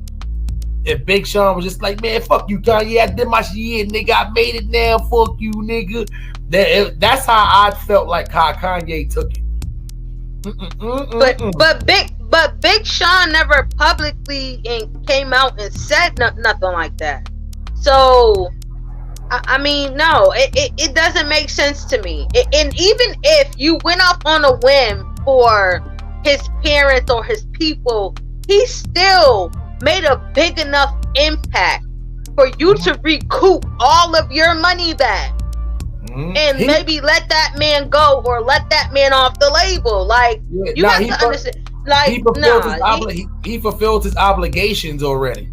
So right. It's not like he was able to leave. Right. So what is the whole? And a lot of them left. Tiana Taylor left. 2 Chainz. The only one that's probably still on good music is Pusha T. He ain't going nowhere. And he ain't really doing nothing since the Daytona, and he was dissing Drake. That was it. But everybody else wanted off of the good label for reasons being that nothing was moving, nothing was going forward, and it was bad business. So I wouldn't be surprised. I gotta echo. I hear it. Nah, you don't gotta echo. I wouldn't be surprised if Big Sean comes out and says that his business dealings with Kanye is what messed up their personal relationship. I wouldn't be surprised. Damn, I haven't gone. You know what it is though too. I felt like that little hiatus he went on when he was just stuck in the woods in the cabin. Nothing was moving. No music was moving. It was the pandemic. Niggas was probably working. So he had that 2-year stint before the pandemic. So it felt like shit was at a standstill for good music for 3.5 years. I'm gonna be honest. Ain't no artist in the world gonna wait around 3.5 years for shit to get pushed. Let me be honest, right? These rappers, right? They don't have a whole bunch of shit going on in their life as far as like everyday shit. Like if I told you my everyday routine, y'all be like, God damn, what the fuck? These niggas don't have routines. So which means they can sit in the studio for hours. That sometimes they be their routine is to go to the studio or something like that. They can sit in the studio for hours and hours and just sit there and make music. They can get drunk, stay up 2, 3, 4 o'clock in the morning, wake up 5 o'clock in the afternoon the next day. Don't do nothing. Sit around in the robe, chilling all day. They ain't got to do nothing if that's their prerogative. Or they can get their ass up and go back to the studio if they want to. So at the end of the day, they probably just been sitting on songs and songs and songs. Kanye West is fucking stuck in the woods eating Spam and Jack Mac in the fucking woods, listening to the birds fucking chirp and playing with deers and shit. You see what I'm saying? Why he got on a long sweater that somebody knitted for him. That was a knitted Gucci sweater. Nah, that wasn't Gucci. That was terrible.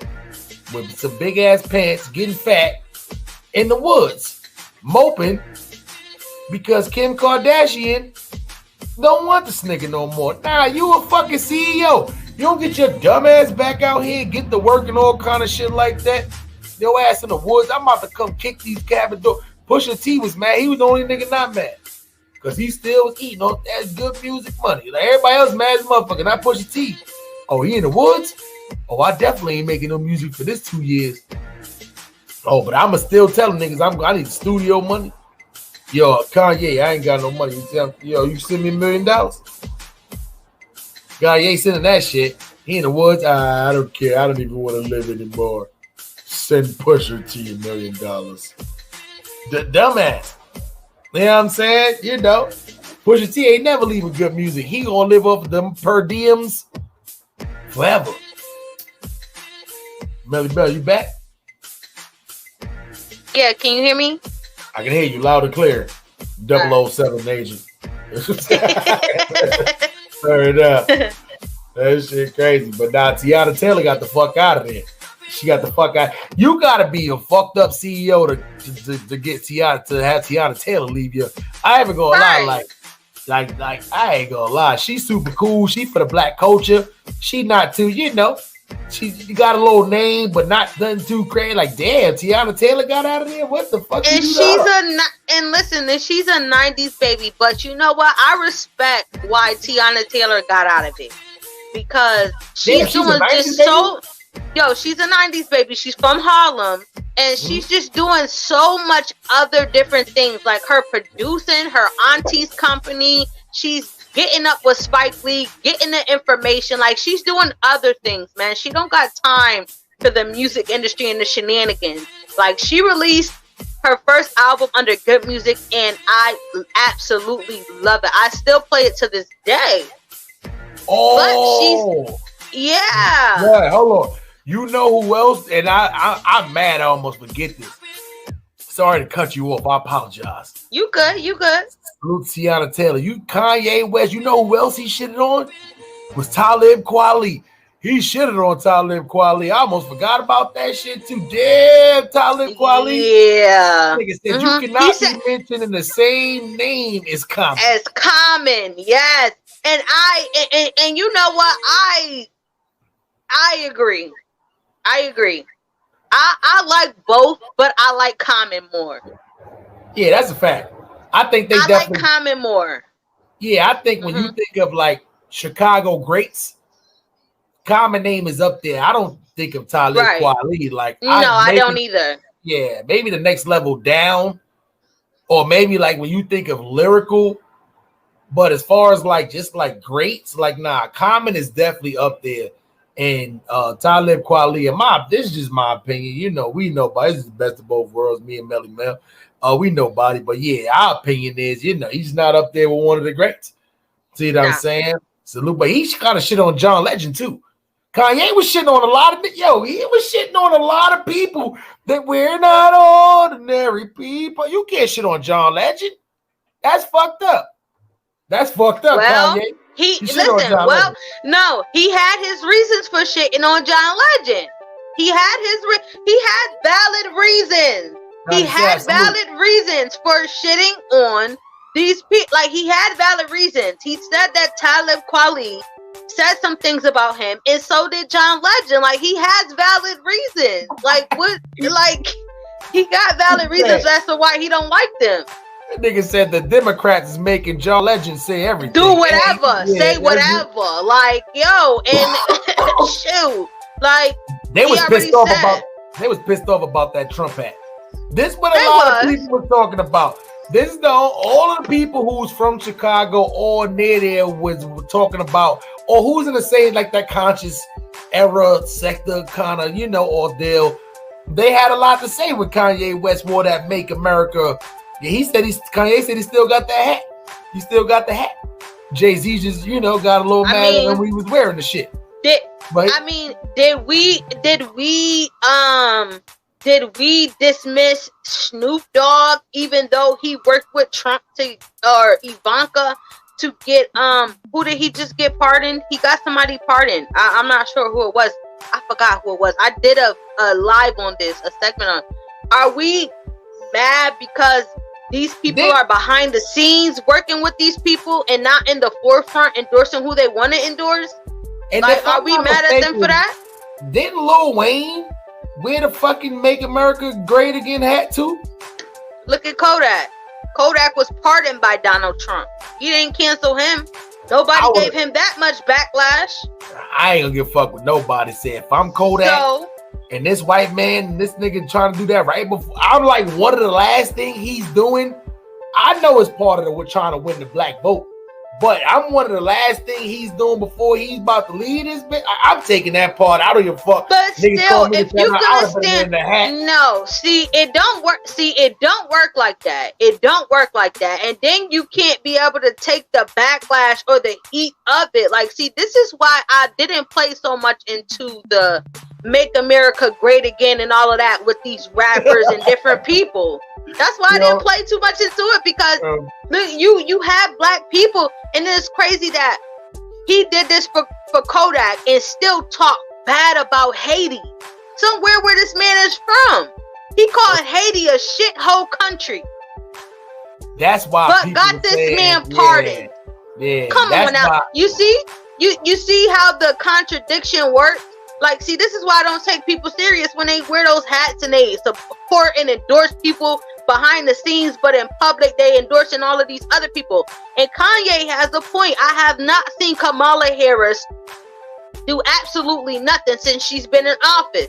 And I'm sad to say, and I'm ashamed to say, that I voted for Joe Biden and Kamala Harris. But like, all right, before I even touch on that, because I'm gonna be honest, like, what was Kodak supposed to do?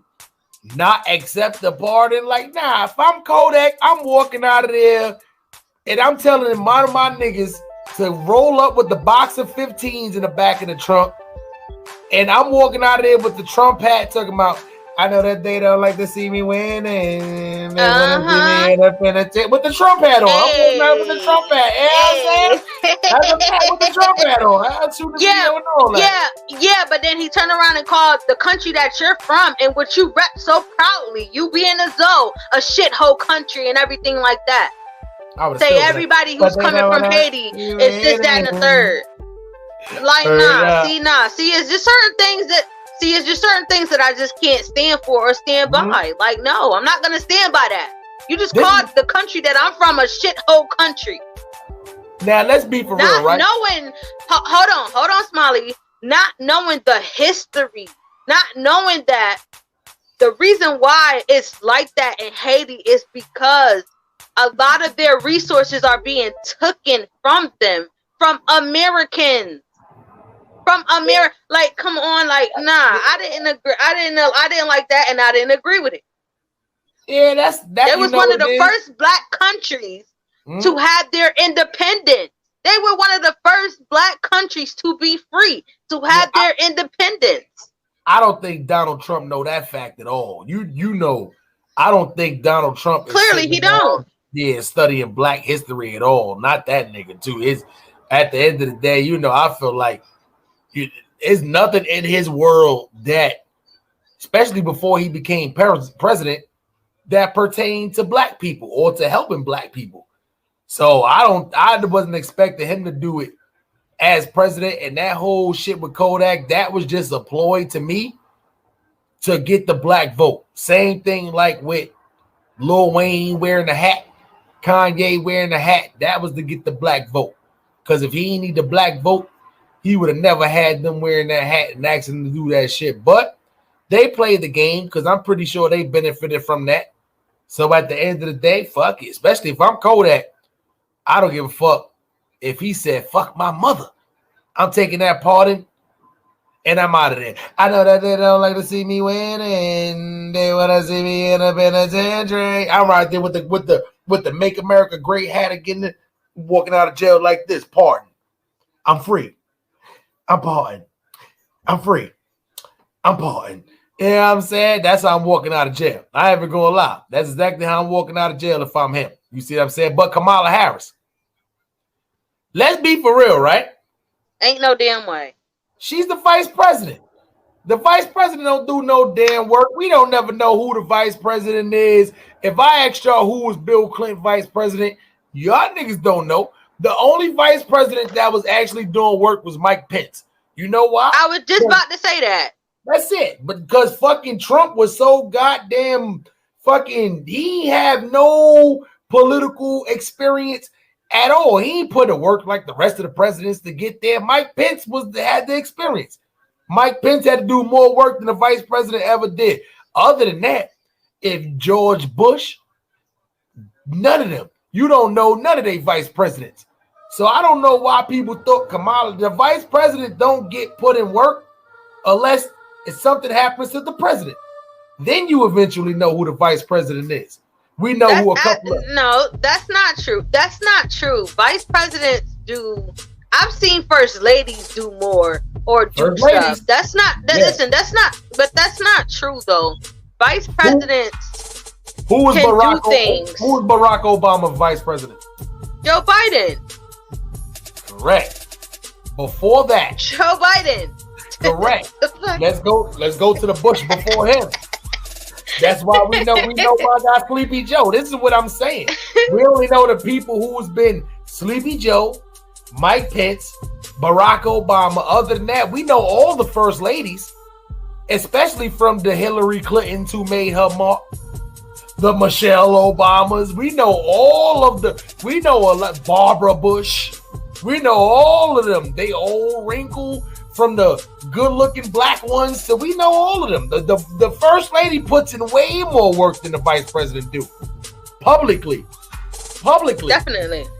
Now, what vice presidents do, they do a lot of the shit work that the presidents don't want to do.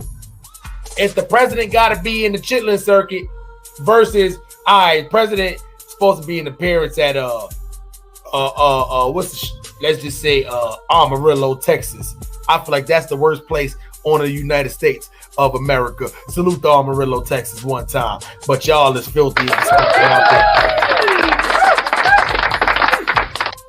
Never go to Amarillo. You know what I'm saying? But if he gotta be in LA. Amarillo. Hell no. You better send Kamala Harris. This is Joe Biden. Oh yeah, we're gonna send Kamala to you don't say her name right. Kamala to the Chitlin circuit. And we're gonna go on down to the Los Angeles area. I think I need to play some golf and get a tan.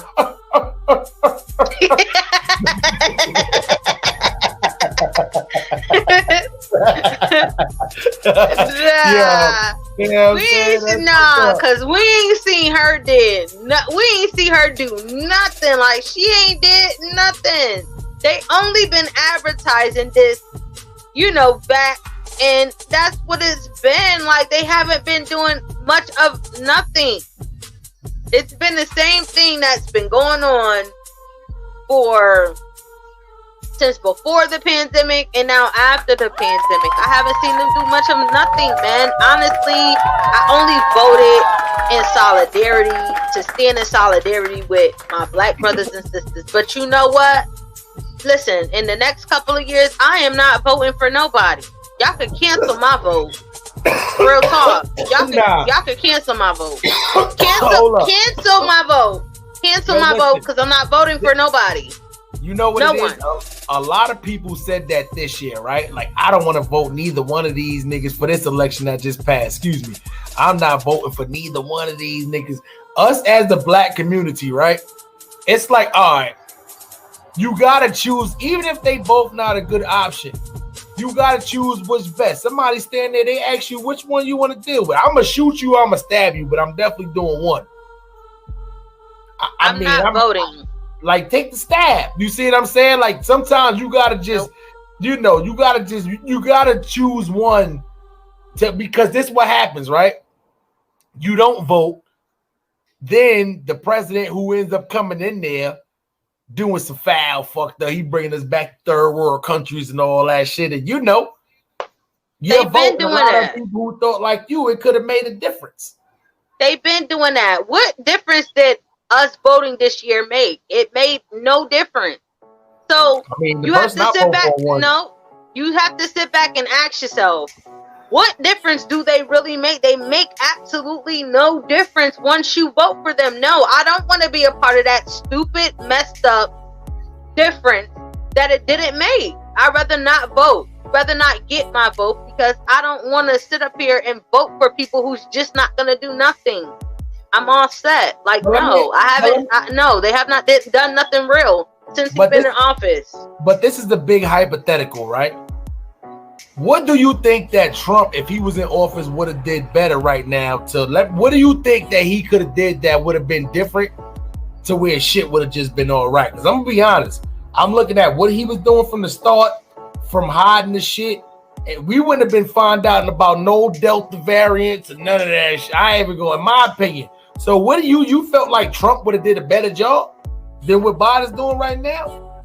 I think the only thing Trump would have been good at is fucking telling the truth. I think Trump would have been real good at just letting us know what's going on. That's what I think, telling us stuff. When it first came out. He hit the shit when it first came out. He only started telling the truth when his shit was at jeopardy. And what president is going to do that? None. Even when their stuff is at jeopardy, they still don't tell the truth. They still read off the teleprompter. Trump probably kept it the most real out of everybody. That doesn't mean that I like him or voted for him, but he did keep it 100 and he did keep it above. Yeah, but he did. He was telling. Though I didn't want Trump in that office for too much longer because he was about to tell it all. He was going to tell all their secrets. He was going to tell everything. And they were like, no, get this man out of here. Now think about that, right? If he was willing to spill the beans and even threaten to even do that, because you already know the shit he know, we not supposed to know. I'm gonna be honest, as entertaining as and as much views you'll get for blogging on shit like that, that's I don't want to know the shit Trump know, because I know it's some shit that he know that I don't want to know, that'll make me look at this country and shit doing different.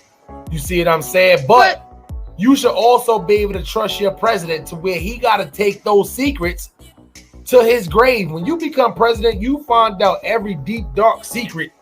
Past, if you do a little research, you finding out past shit, because they got to update you and brief you on all this shit. So you find out all the shit too. And I ain't even gonna lie, that shit can kind of fuck up a mental. I don't think everything is meant for everybody to know, because it's a panic. Everybody not gonna think calmly. Like they may say, "Oh shit, Bin Laden is really alive. We faked, he ain't dead, but we just want to tell y'all that what if he really know that he spilled that shit? It's gonna be people, oh my god, the fucking United States, like we gonna be sitting around like we gonna be like, who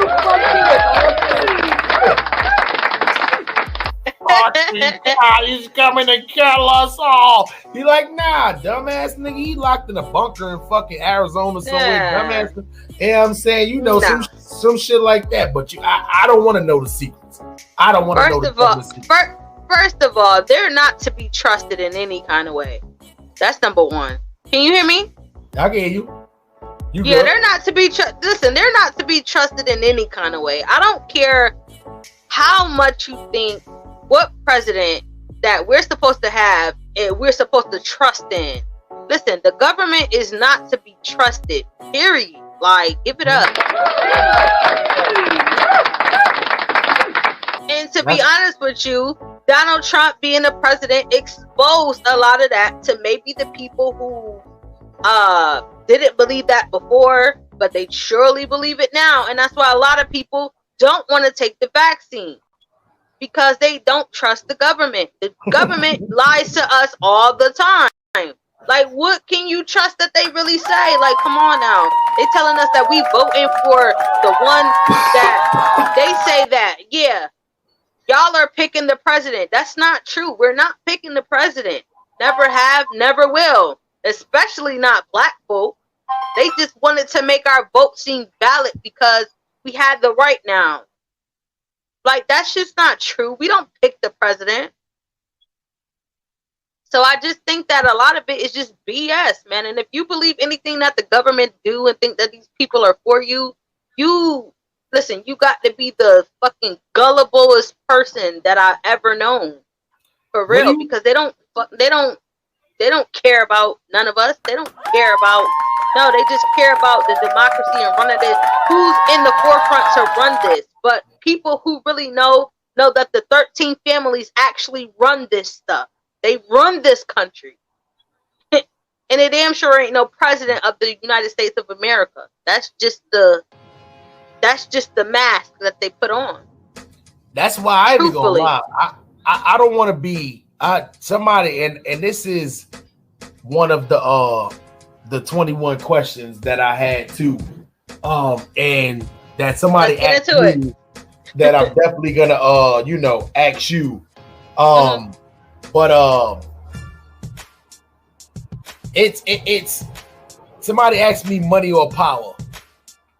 And me, I would rather be somebody who have money without the power. Like, I don't want to have power, because with power comes a certain responsibility and a certain irresponsibility that you have to take on with power. Like, you have to do a lot of shit that may be out of your element or out of your morals when you are dealing with power.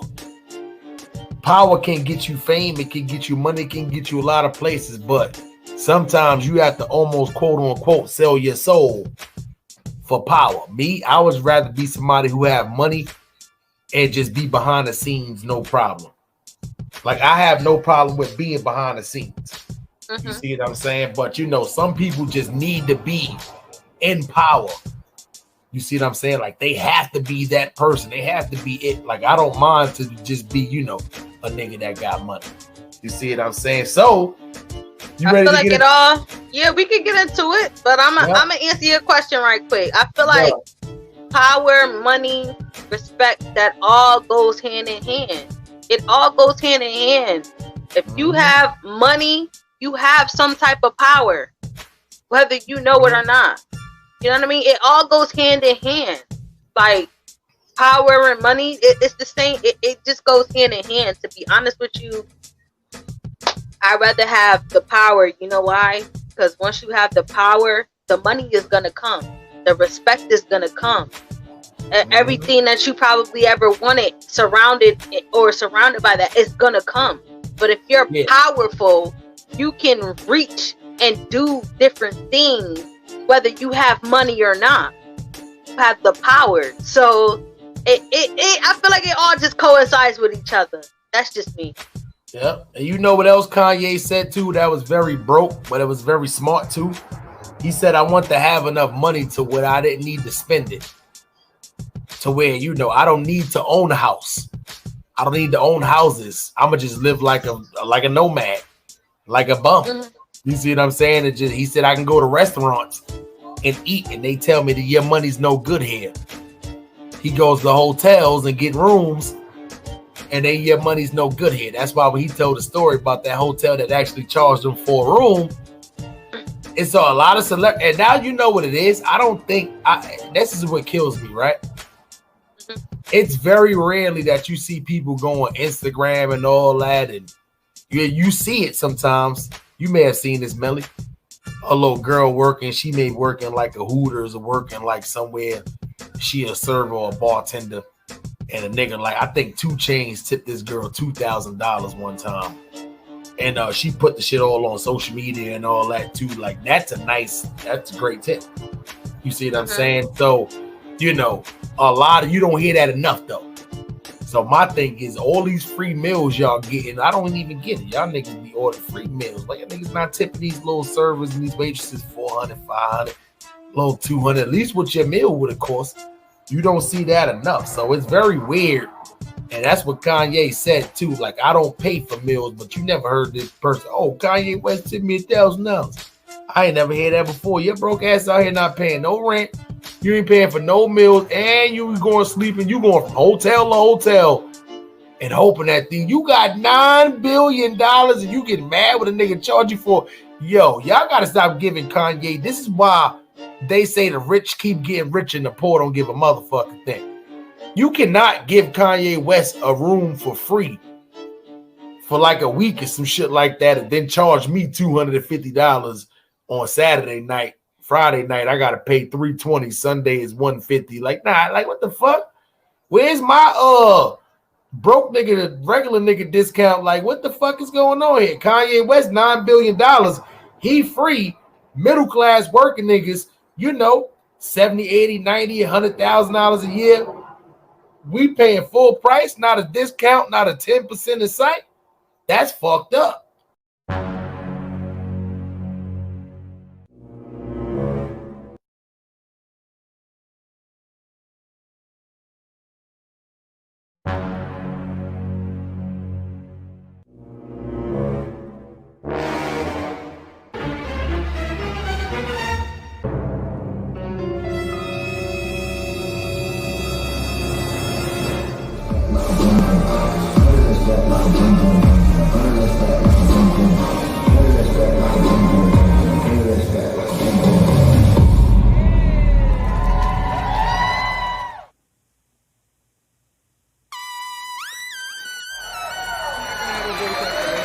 Around the clock records. Harlem Smiley, nigga. Dirt gang, sheesh. I told y'all, we will not be stopped. Dirt gang. It's another one for y'all, man. Listen, yikes. I'm from the east, but I'm known to kill a West Coast beat. The only time you seen birds when you sending the tweet. My kids get my last meal like my name was meat. Money came, then it went, playing hide and go seek. Y'all niggas gotta roll the switches to this. 211, 6 4s, hit some switches to this. They go to South Central's 30 Crippin' in here. 9 extended 33, Scott Pippen in here. Listen, niggas say it's not where you from, it's where you at. Fuck that. I rep New York while I'm all over the map. Where you from? Brownsville, been to jail, Catskill, Zone School, Maxwell, favorite player, Odell. Let me get you like the Knicks too. I do. Used to sell them too. Niggas who rock that orange and blue, down on 5 deuce.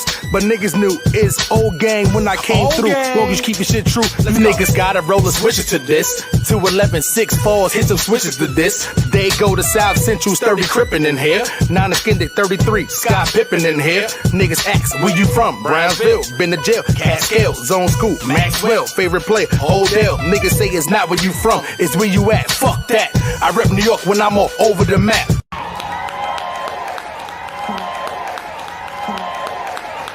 Low always had Tyson, it was hitting. Bricks in the form of Knicks, knew I was winning. Shit wasn't really super loud, but you couldn't hear it. Code word for black, if you need chocolate, don't dip it.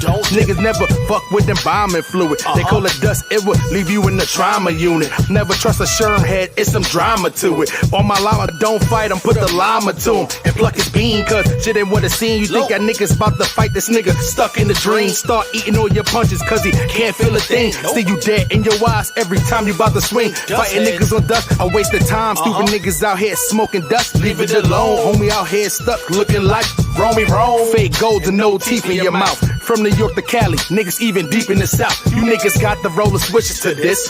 211, 6 4, hit some switches to this. They go to South Central's 30 Crippin' in here. 9 extended 33 is Scott Pippen in here. Niggas ask, where you from? Brownsville, been to jail, Catskill, Zone School, Maxwell, favorite player, Odell. Niggas say it's not where you from, it's where you at. Fuck that. I rep New York when I'm all over the map. Brooklyn born, but Harlem raised me.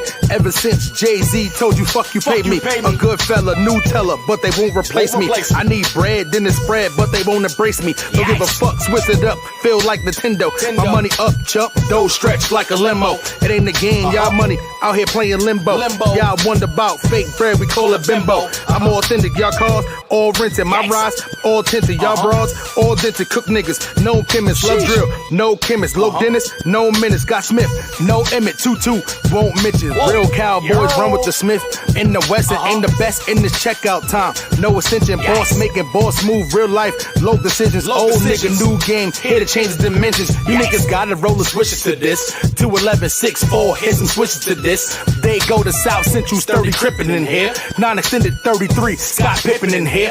Niggas ask, where you from? Brownsville, been to jail, Catskill, Zone School, Maxwell, favorite player, Odell. Niggas say it's not where you from, it's where you at, fuck that. I rap New York, well I'm all over the map. You niggas got the roller switches to this. 211, 6-4s, hit some switches to this. They go to South Central, 30 crippin' in here. Non-extended 33, Scott Pippen in here.